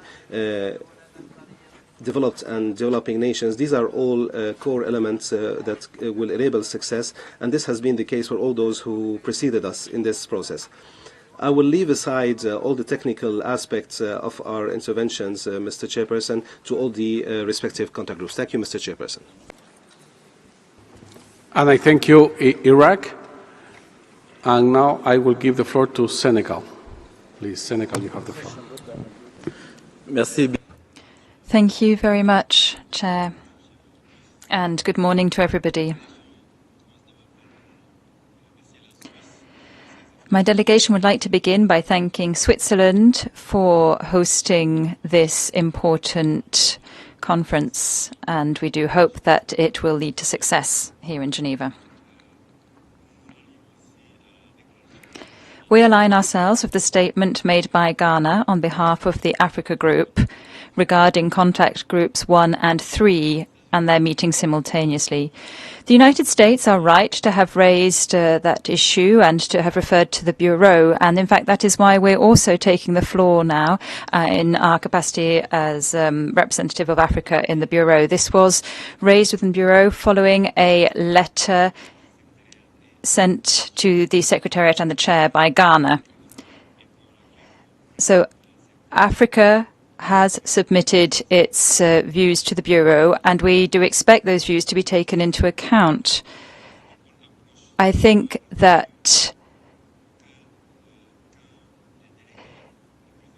when delegates or representatives of groups take the floor and express concerns, those concerns should be taken into account. This might not be the right place to do so, but it is an issue that could have been addressed some time ago. But we accept the proposal made by the Chair regarding the contact groups, so as to address the issue of contact groups 1 and 3 meeting simultaneously. Thank you. I thank you very much, Senegal.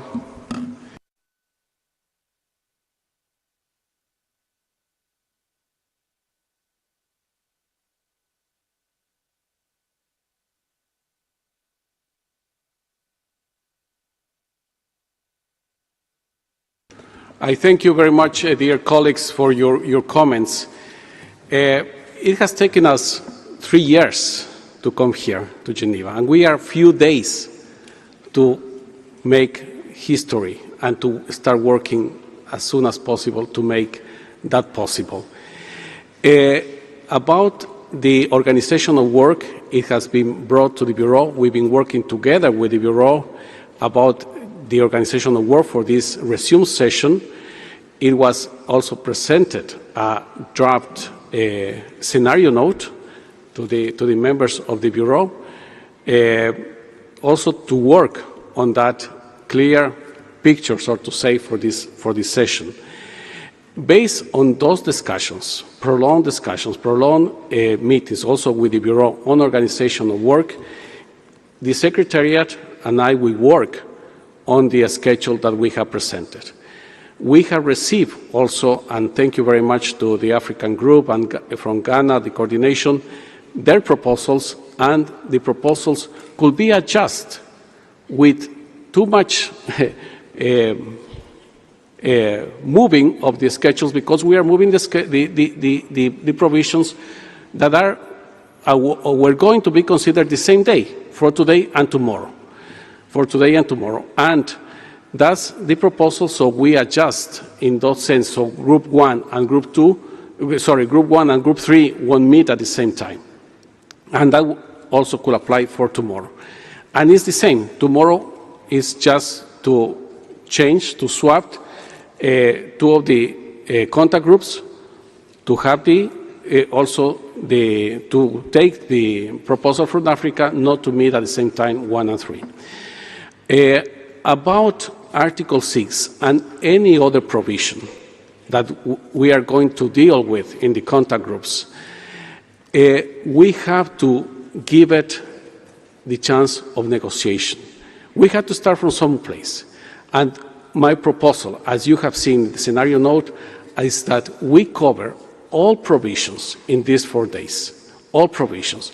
And I have mentioned also in my remarks here in plenary that any issue that will require extra discussions, also the contact groups and the co-chairs of the contact groups will have that flexibility to identify the need of an informal setting to start working with those specific issues. So, having said that, I will also add that we will keep working. We are meeting the Bureau every day, in a daily basis, to assess, to evaluate our progress, and accordingly to work also on the organization of work, including also the schedule. There are different alternatives the moment you want to allocate the different articles. And difficult. It's not easy to find the perfect one. Of course, there will be issues here and there. But of course, we can work together with the Bureau in that regard. So having said that, once again, I will propose to change to swap actually contact group 4 with contact group 2 today and tomorrow, so contact group 1 and 3 don't meet together. So I could, where is it? Oh, 2 and 3 no. So the schedule for today could be, if you agreed, that 2 and 3 work at the same time, parallelly, this morning, and 1 and 4 works in the afternoon, and in the evening will be 2 and 3 today. And tomorrow will be in the morning 1 and 4. In the afternoon will be contact group 2 and 3, and in the evening it will be here, 1 and 4 tomorrow. Once again, I ask for your flexibility and constructiveness to accept this and move into the negotiation contact groups where we can also raise our ideas, our suggestions on these matters.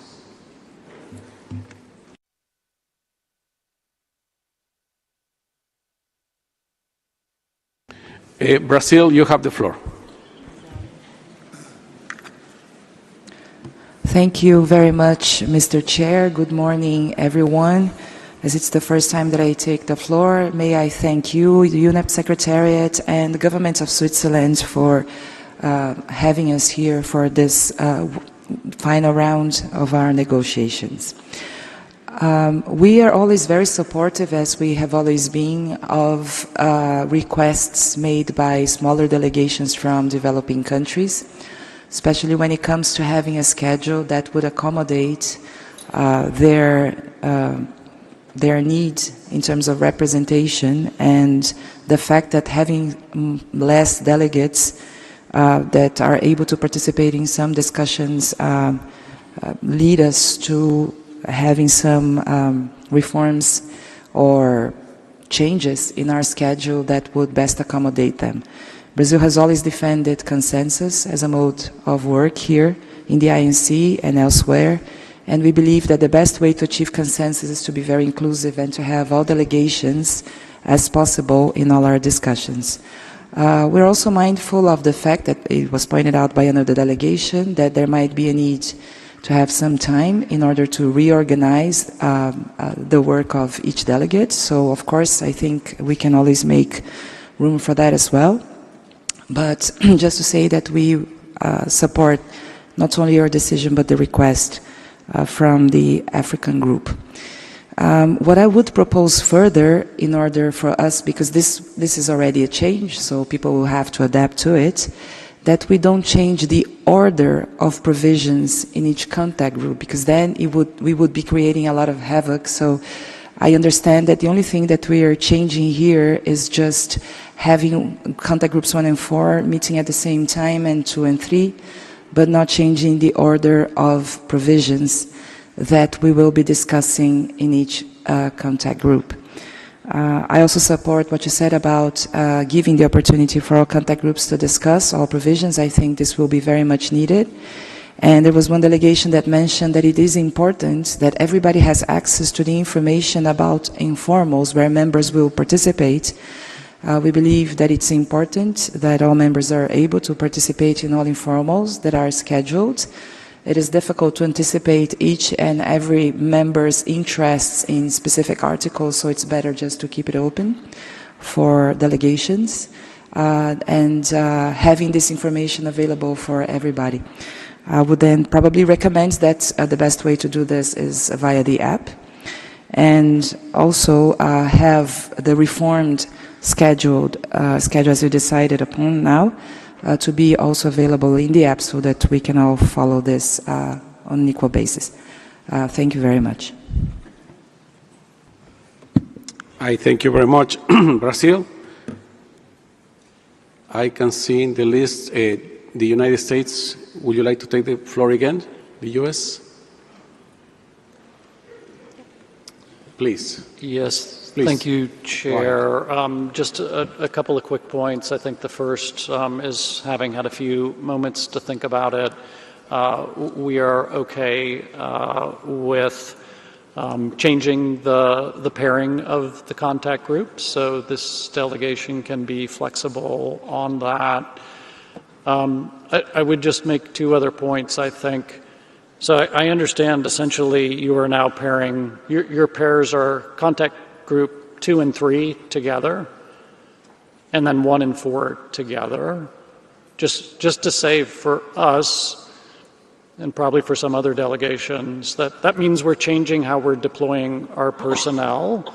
So our preference would be throughout the week and the negotiations that we continue to pair them in the same way, if you see what I mean.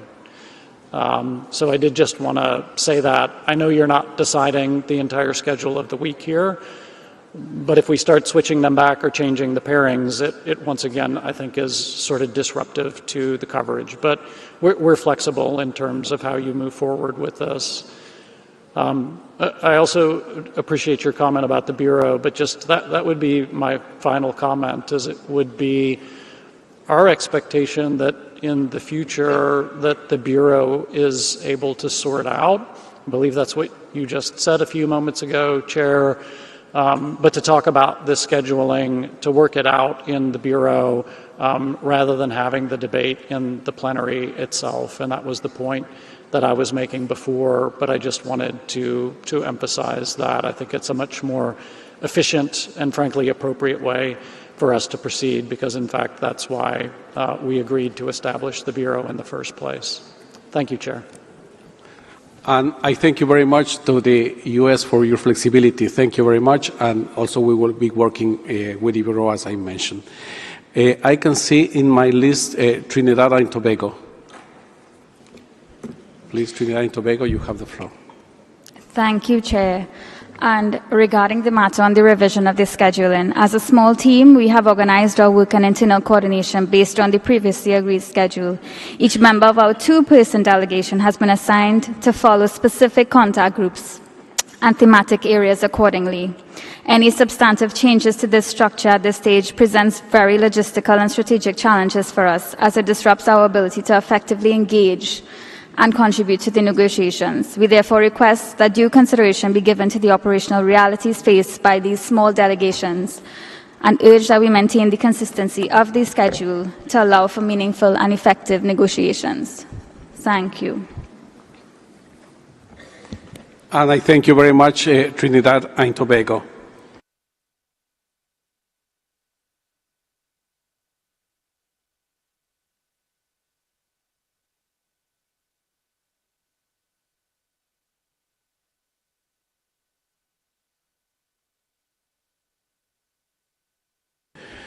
Well, thank you very much, dear colleagues, and thank you also for your flexibility, your comments, all of them, of course, we need to take it into account to keep working that way, in that constructive way, during this session 5.2. So with that change, and I think with that swap of the contact groups, not the provisions, of course, I can take it this as, okay, you are fine with that? I hear no objections, then it is so decided. Thank you very much.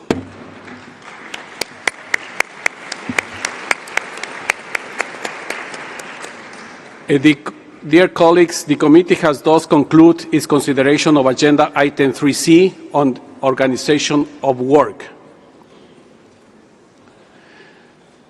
Distinguished delegates, the committee will now consider Agenda Item 4 on the preparation of the international legally binding instrument on plastic pollution, including in the marine environment. As I mentioned earlier, I invite members from regional groups and groups of members to submit any statements in writing through the INC in session document platform, which is now available, as I said. Sorry.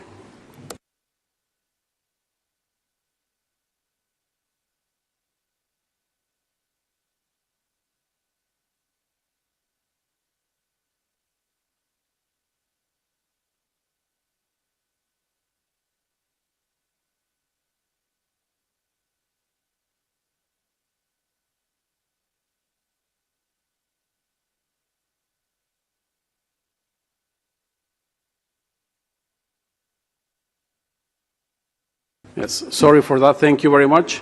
As I noted in my scenario note, opportunities for observers' interventions in the formal intergovernmental process is limited.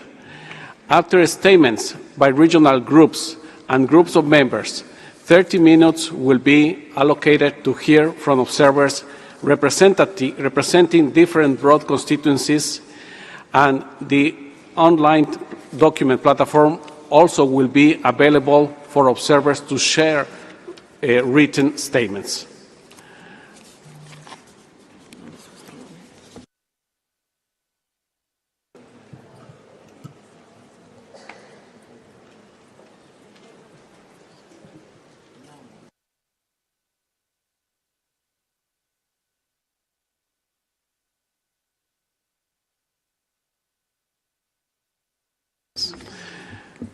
I will now open the floor for statements from observers, starting with intergovernmental organizations, followed by UN system entities, and followed by non-governmental organizations. Please, and I say please, limit your statements to 2 minutes. We have put in place a dedicated quoting system for observers. Introductions on how to use this system have been made available on the dedicated observer seats on the ground floor of the plenary hall.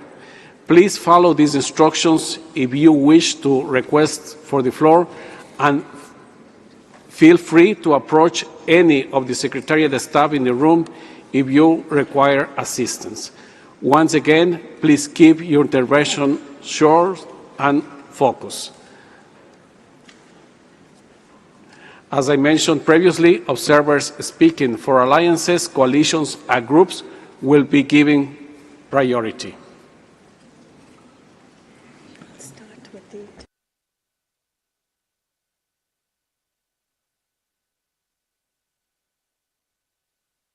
I see on the list the International Chamber of Commerce, and will be mic 16. Please, you have the floor, ICC.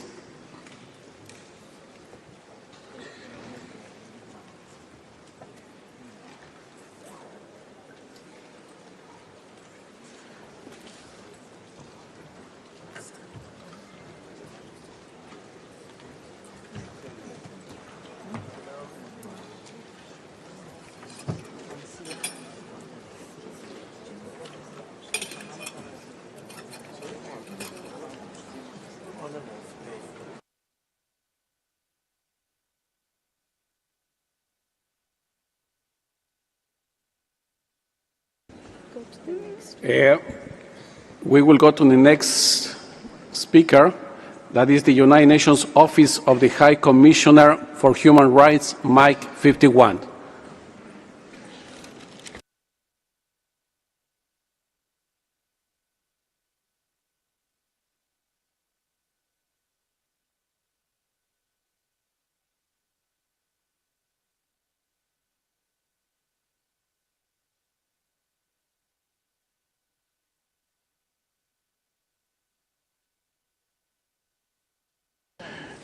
Microphone, please. It's mic 51.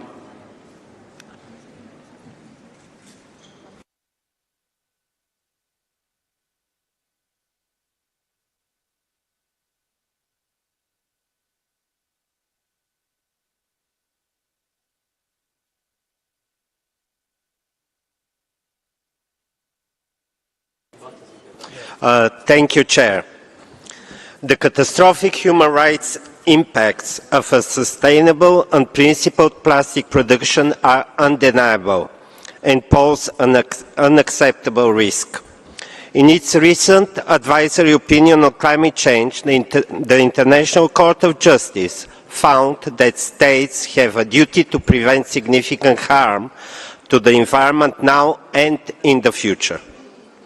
An ambitious treaty addressing the full life cycle of plastics must advance human rights, including the right to a healthy environment. This can be achieved through, first, a just transition that upholds human rights and benefits people disproportionately affected by plastic production and pollution, control of chemicals of concern in plastics, and safeguards against substitutions, reduction targets for plastic production, and addressing legacy pollution, mandatory disclosure of health and safety information related to plastic production, equitable and affordable access by all states to the environmentally sustainable technologies with robust mechanisms to protect scientific inquiry against conflict of interest.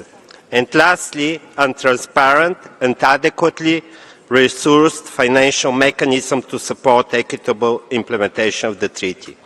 The Plastic Treaty should reflect human rights obligations by explicitly integrating them in Article 10 on just transition. The human right to participation must also be upheld at INC 5.2. It is necessary that decisions are made in a transparent, inclusive and accountable manner with the participation of observers.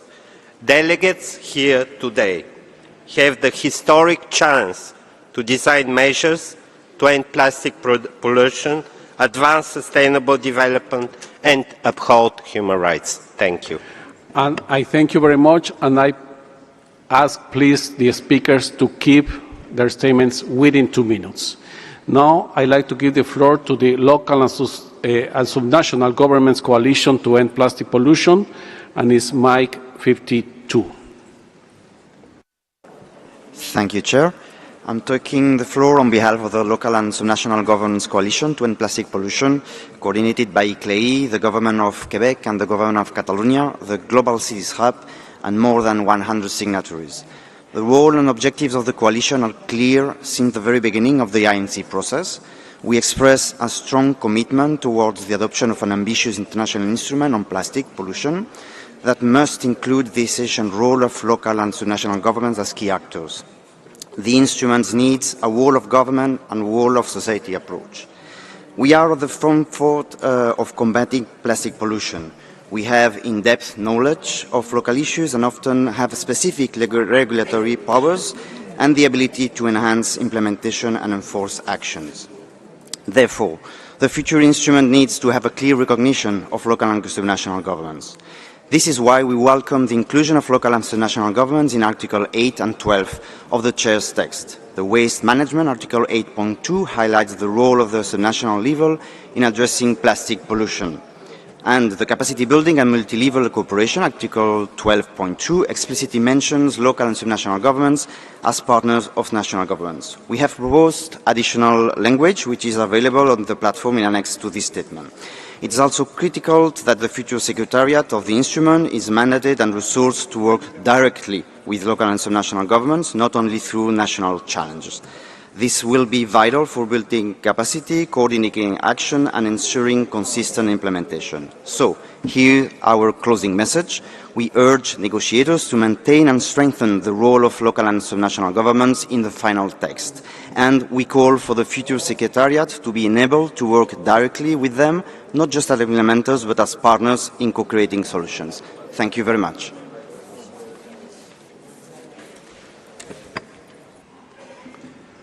I thank you very much. Now I would like to give the floor to the Youth Plastic Action Network, mic 40.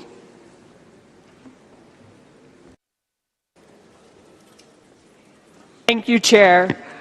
We speak on behalf of the Youth Plastic Action Network, a global platform for youth engagement in the plastics treaty process. From day one, our message has been simple and urgent. We need a treaty that protects human health, our shared ecosystems, and the rights of future generations. At this decisive moment, there is no middle ground. We either conclude with a strong, scientific-driven treaty that addresses the full life cycle of plastics, or we report back to UNEA that we have collectively failed to deliver on Resolution 5-14. Plastic pollution may not kill instantly, but it's already costing our lives and futures. Today, children are born with microplastics in their blood, and microplastics are already being found in fish that are sold on grocery store shelves. If we fail to deliver the treaty, healthcare systems will be strained under rising cancers and toxic exposures.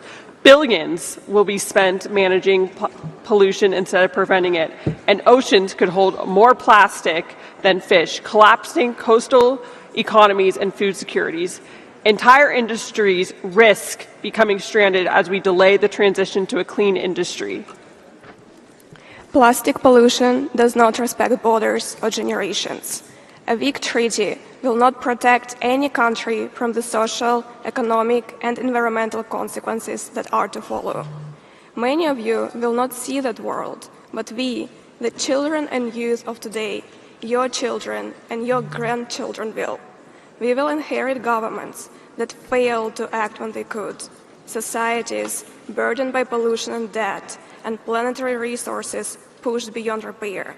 We call on member states, seize this moment, commit to binding reduction targets, embed human rights and intergenerational equity throughout the treaty, and build strong financial mechanisms for implementation and capacity building. Stand with ambition. Deliver the treaty that the world desperately needs and the future deserves. Thank you. I thank you very much for your intervention to Youth Plastic Action Network. Please, now I would like to give, thank you please, I would like to give now the floor to Women's Working Group of Ending Plastic Pollution, and it will be mic 5.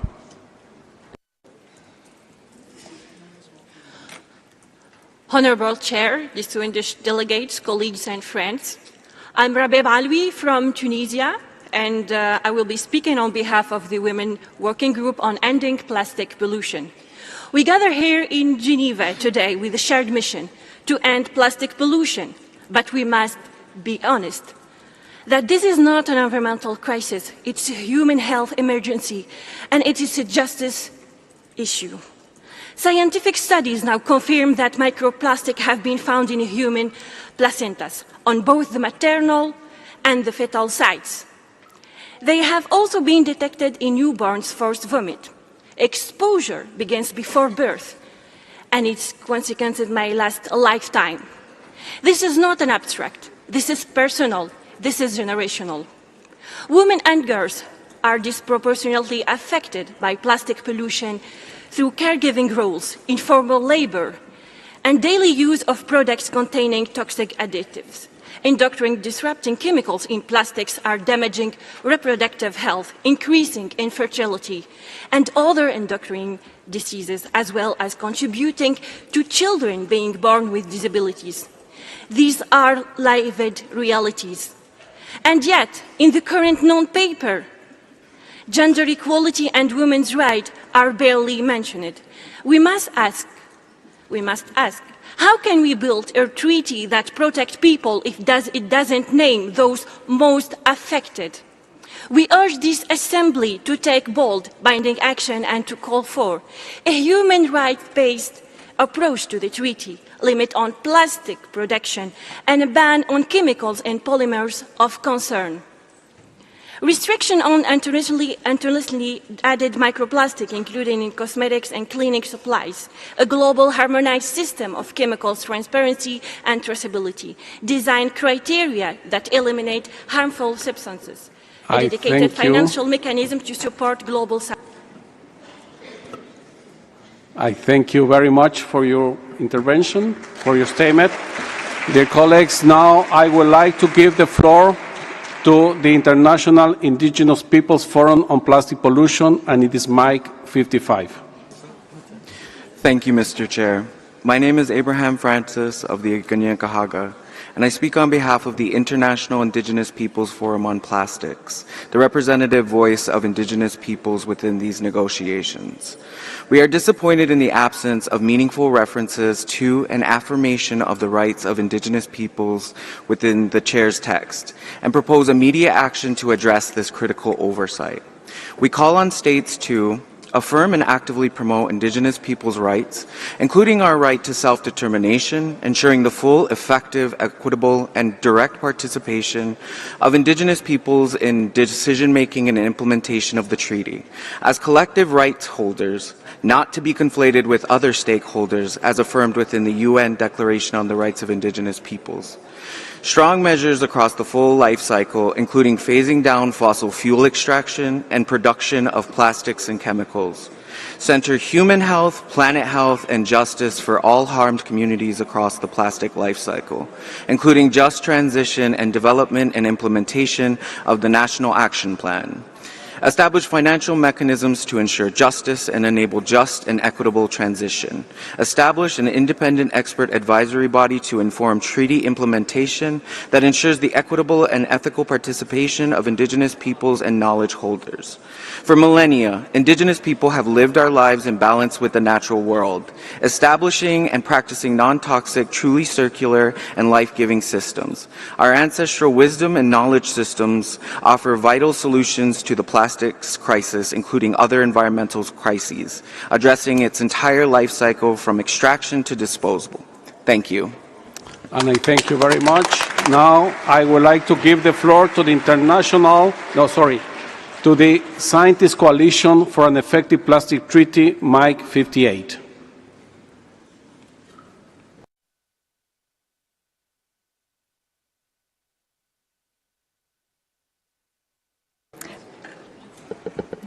The Scientist Coalition for an Effective Plastics Treaty are 450 independent experts from 65 countries.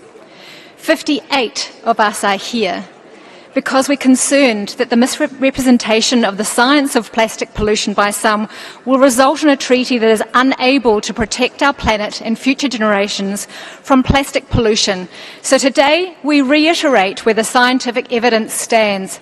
Plastic pollution, including nano, micro and macroplastics, plastic chemicals and air pollutants, are leaked and released along the full life cycle of plastics, starting with extraction of fossil carbon and biomass feedstocks and production to plastic removal technologies. Plastic pollution directly and indirectly harms human and environmental health, as confirmed by decades of international research, including from the biggest plastic-producing countries. To achieve an effective treaty, the science highlights the following 6 priorities. First, a legally binding treaty with the scope to cover the full life cycle of plastics. Second, mandatory obligations to prevent plastic pollution at source. Third, adequate and accessible financial, technical and capacity support to enable all countries to meet their treaty obligations. Fourth, safe and sustainable production and consumption, including phasing out groups of plastic chemicals and products of concern. Fifth, globally harmonised criteria for essential use, safety, sustainability and transparency to provide clarity to governments and businesses, enable efficient treaty implementation and incentivise innovative, trusted, safer and more sustainable materials and markets. Lastly, a legitimate and just treaty. The treaty's legitimacy hinges on contributions from expert groups with broad expertise and transparency, representation and conflict of interest mitigation policies. This will also enable just transition. The science is undeniable. I thank you very much. I thank you very much. Now I would like to give the floor to the International Alliance of Waste Speakers. Please, International Alliance of Waste Speakers, you have the floor.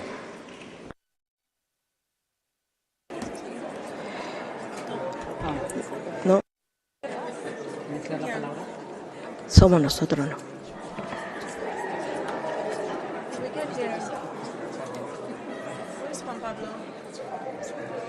It's microphone 59. Yes.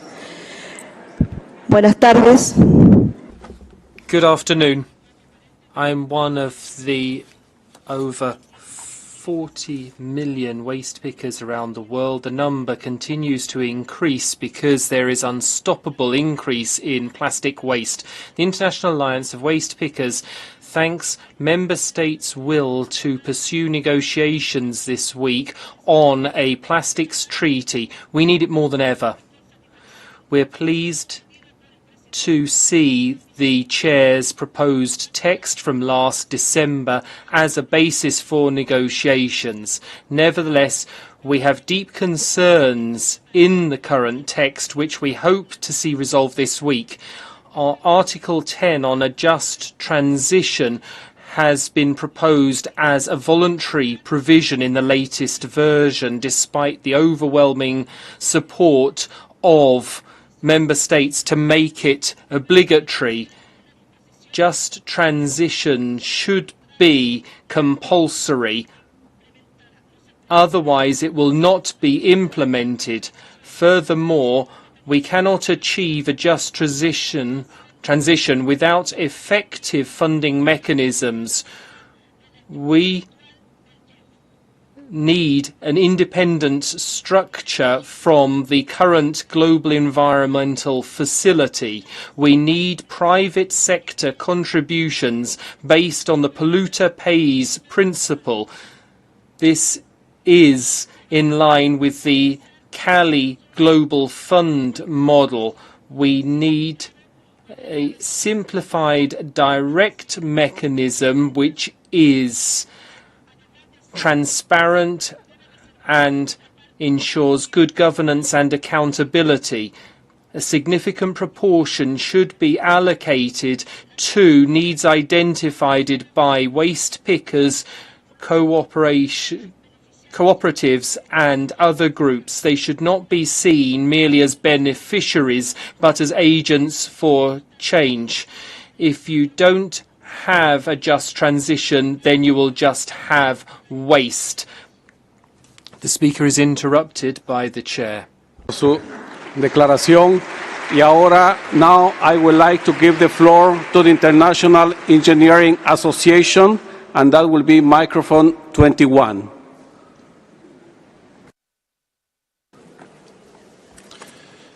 Thank you, Mr. Chair. Excellencies, distinguished colleagues, my name is Greg Skelton and I'm speaking on behalf of the International Council of Chemical Associations and the Global Partners for Plastic Circularity. Thank you for the opportunity to provide this intervention. Mr. Chair, the global plastics industry has been actively engaged throughout the INC process. We champion an agreement that is inclusive of countries, effectively combats plastic pollution, promotes the circularity of plastics, and enables society to continue to benefit from plastics. Circularity goes beyond recycling. It involves designing products for reuse and recyclability, improving collection and sorting systems, especially for the 2.7 billion people lacking access to waste collection, and advancing innovations that transform used plastics into new products. Over the course of the past 5 negotiations, industry has consistently shared our ambition and been clear on our positions, which are available on our website at plasticcircularity.org. We have heard and responded to concerns from governments by developing tools that demonstrate the industry's commitment to transparency, including the ICCA Plastics Additives Database, which provides details on regulation and use of the 4,549 plastic additives verified in commerce. And we continue to invest in innovations in product design, collection, recycling and reuse of plastics to accelerate the transition towards a circular economy. As the final INC session opens, there is a unique opportunity for alignment with governments and civil society, including the private sector, to address plastic waste in our environment. The perfect should not be the enemy of the possible. ICCA encourages governments to focus on common ground and deliver an agreement that is practical, implementable and achievable. Industry is eager to work in partnership with the governments to help solve the global challenge of plastic pollution while accelerating the transition to a more circular economy. Thank you, Mr. Chair. And I thank the International Council of Chemical Associations. Now I would like to give the floor to the International Chamber of Commerce, this mic 16. So it's the International Chamber of Commerce, microphone 16. Mr. Chair, Your Excellencies, distinguished delegates, my name is Raylene Martin and I speak on behalf of the International Chamber of Commerce, the world's largest business organization. We thank the INC Secretariat for their tireless efforts and the Government of Switzerland for hosting us here in Geneva, a fitting location for international cooperation and multilateral progress. The global business community stresses the urgent need to conclude an effective and workable agreement that meets the UNEA 514 mandate and matches the urgency of the plastic pollution crisis. We are at a defining moment. INC 5.2 must deliver clear direction and a framework to accelerate action by all sectors toward a future free from plastic pollution. The world is watching, and the credibility of multilateralism depends on what we achieve here. It is imperative to agree now on the treaty's contours with a smart mix of complementary measures that have the right hooks to strengthen the agreement over time. In this regard, we highlight 4 priorities. First, a fully circular approach must be central. The treaty should guide product design for circularity, promoting reuse, recycling, and environmentally sound management. Waste management must be a core obligation with flexibility for national circumstances. Second, focus should be on plastic products with the highest risk of environmental leakage, based on a common evidence-based framework that is application-specific and considers national and socio-economic realities. Third, innovation is essential. The agreement must support new technologies and business models across the plastics value chain to enable rapid transformation and empower businesses of all sizes. Lastly, success hinges on effective means of implementation that support accelerated business action and take into account the needs of SMEs. This agreement must provide industry with the I clarity thank you very and much. confidence to invest in I thank you very much for your statement. Now I would like to give the floor to the coalition of NGOs from West Asia, and that's microphone 19. Honorable Chair, distinguished delegate, colleague, and friend, allow me to deliver my intervention in Arabic. سيد الرئيس، أنا ماري-تherese سيف، ممثلة مجموعة المنظمة. My name is Marie-Therese Saif. I represent the group of NGOs from West Asia. Plastic pollution is an environmental crisis which jeopardizes the lives of millions in this region.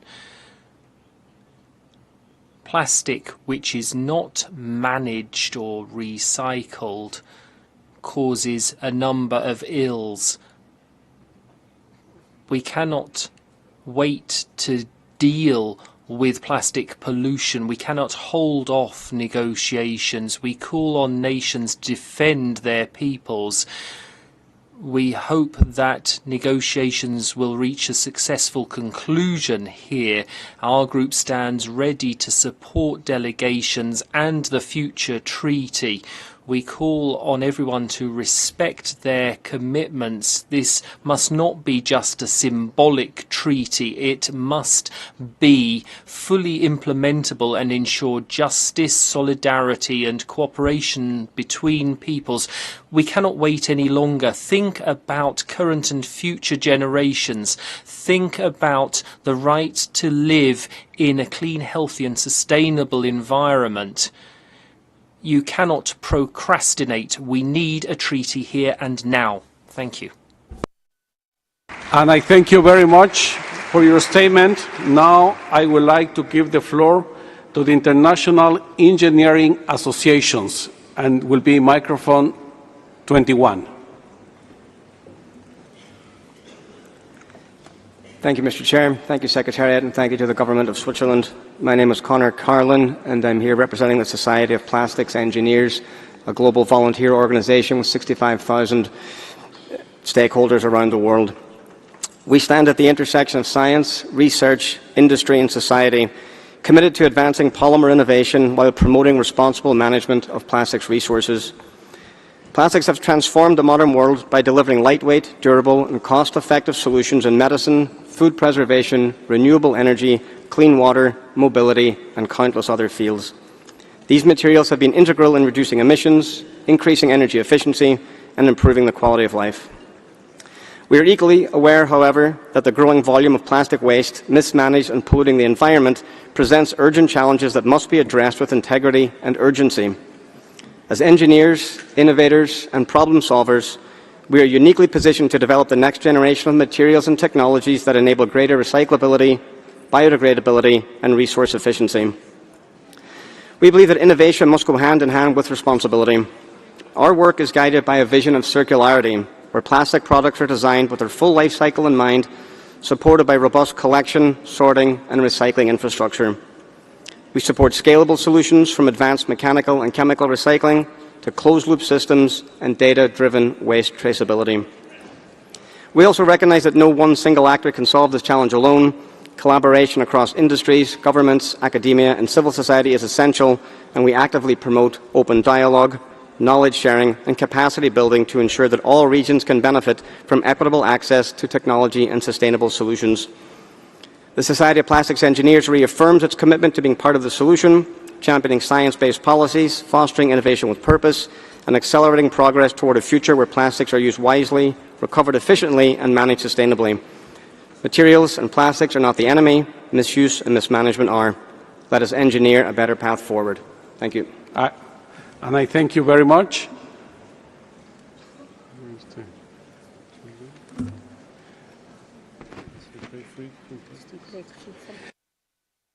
Now I would like to give the floor to Break Free from Plastics, and that's microphone 1, please. You have the floor. Thank you, Honorable Chair. Esteemed delegates, I am John Beard, Jr., and I'm speaking on behalf of the Break Free from Plastics movement and the United States Environmental Justice Delegation.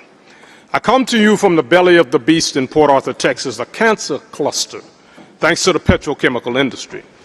Port Arthur is on the front lines of toxic plastic pollution because of a history of discrimination against communities of color and low-income communities. This is a human rights issue, and it stretches all the way back to the dawn of European colonialism and the transatlantic slave trade. Let's be clear. These negotiations have been captured by the fossil fuel and petrochemical industries. Their unchecked production of plastics is accelerating a crisis that jeopardizes the climate, biodiversity, human health, and the planet's ability to sustain life. Without decisive action and significant reductions in plastic production, the harm already experienced by countless communities like mine will only intensify. A treaty that does not cap plastic production, eliminate toxic chemicals, and ensure a just transition for those most impacted is a treaty destined to fail.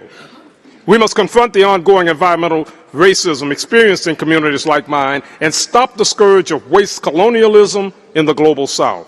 We must reject toxic waste-to-energy schemes and polluting technologies like so-called chemical recycling, prioritizing instead development of safe, toxic-free reuse and refill systems and the rights of waste pickers, indigenous peoples, and frontline communities.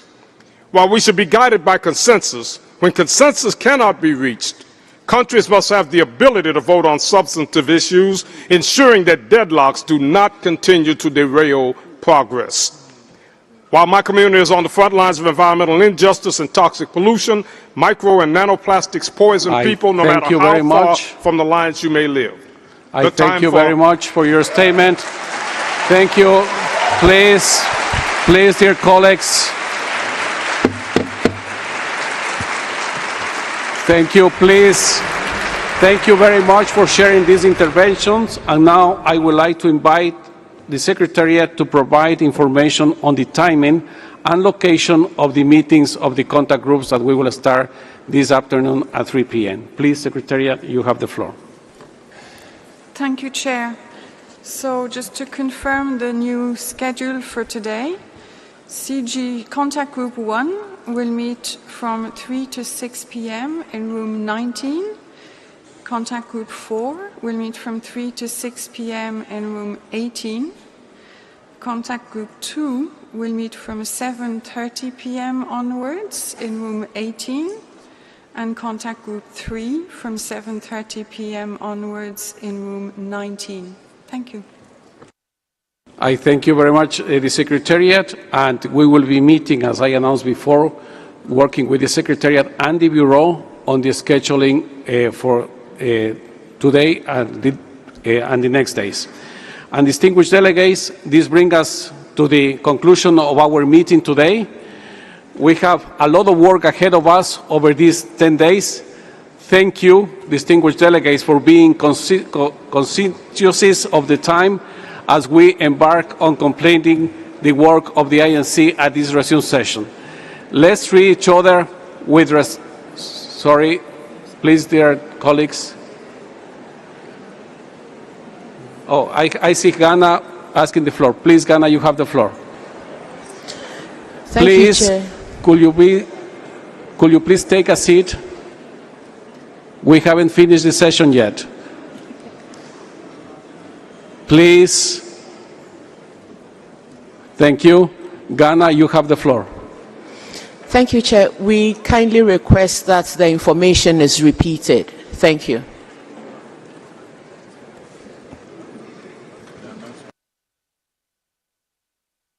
Please, Secretariat. Thank you.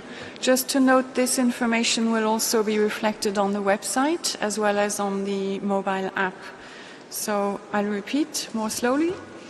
Contact Group 1 will meet from 3 to 6 p.m. this afternoon in room 19. Contact Group 4 also from 3 to 6 p.m. this afternoon in room 18. Contact Group 2 from 7:30 p.m. onwards in room 18. And finally, contact group 3 from 7:30 p.m. onwards in room 19. I hope this clarifies. Thank you. I thank you, Secretariat, and thank you, dear colleagues. And once again, please, let's treat with each other with kindness and respect as we build a unified way forward. This meeting is adjourned. Thank you very much.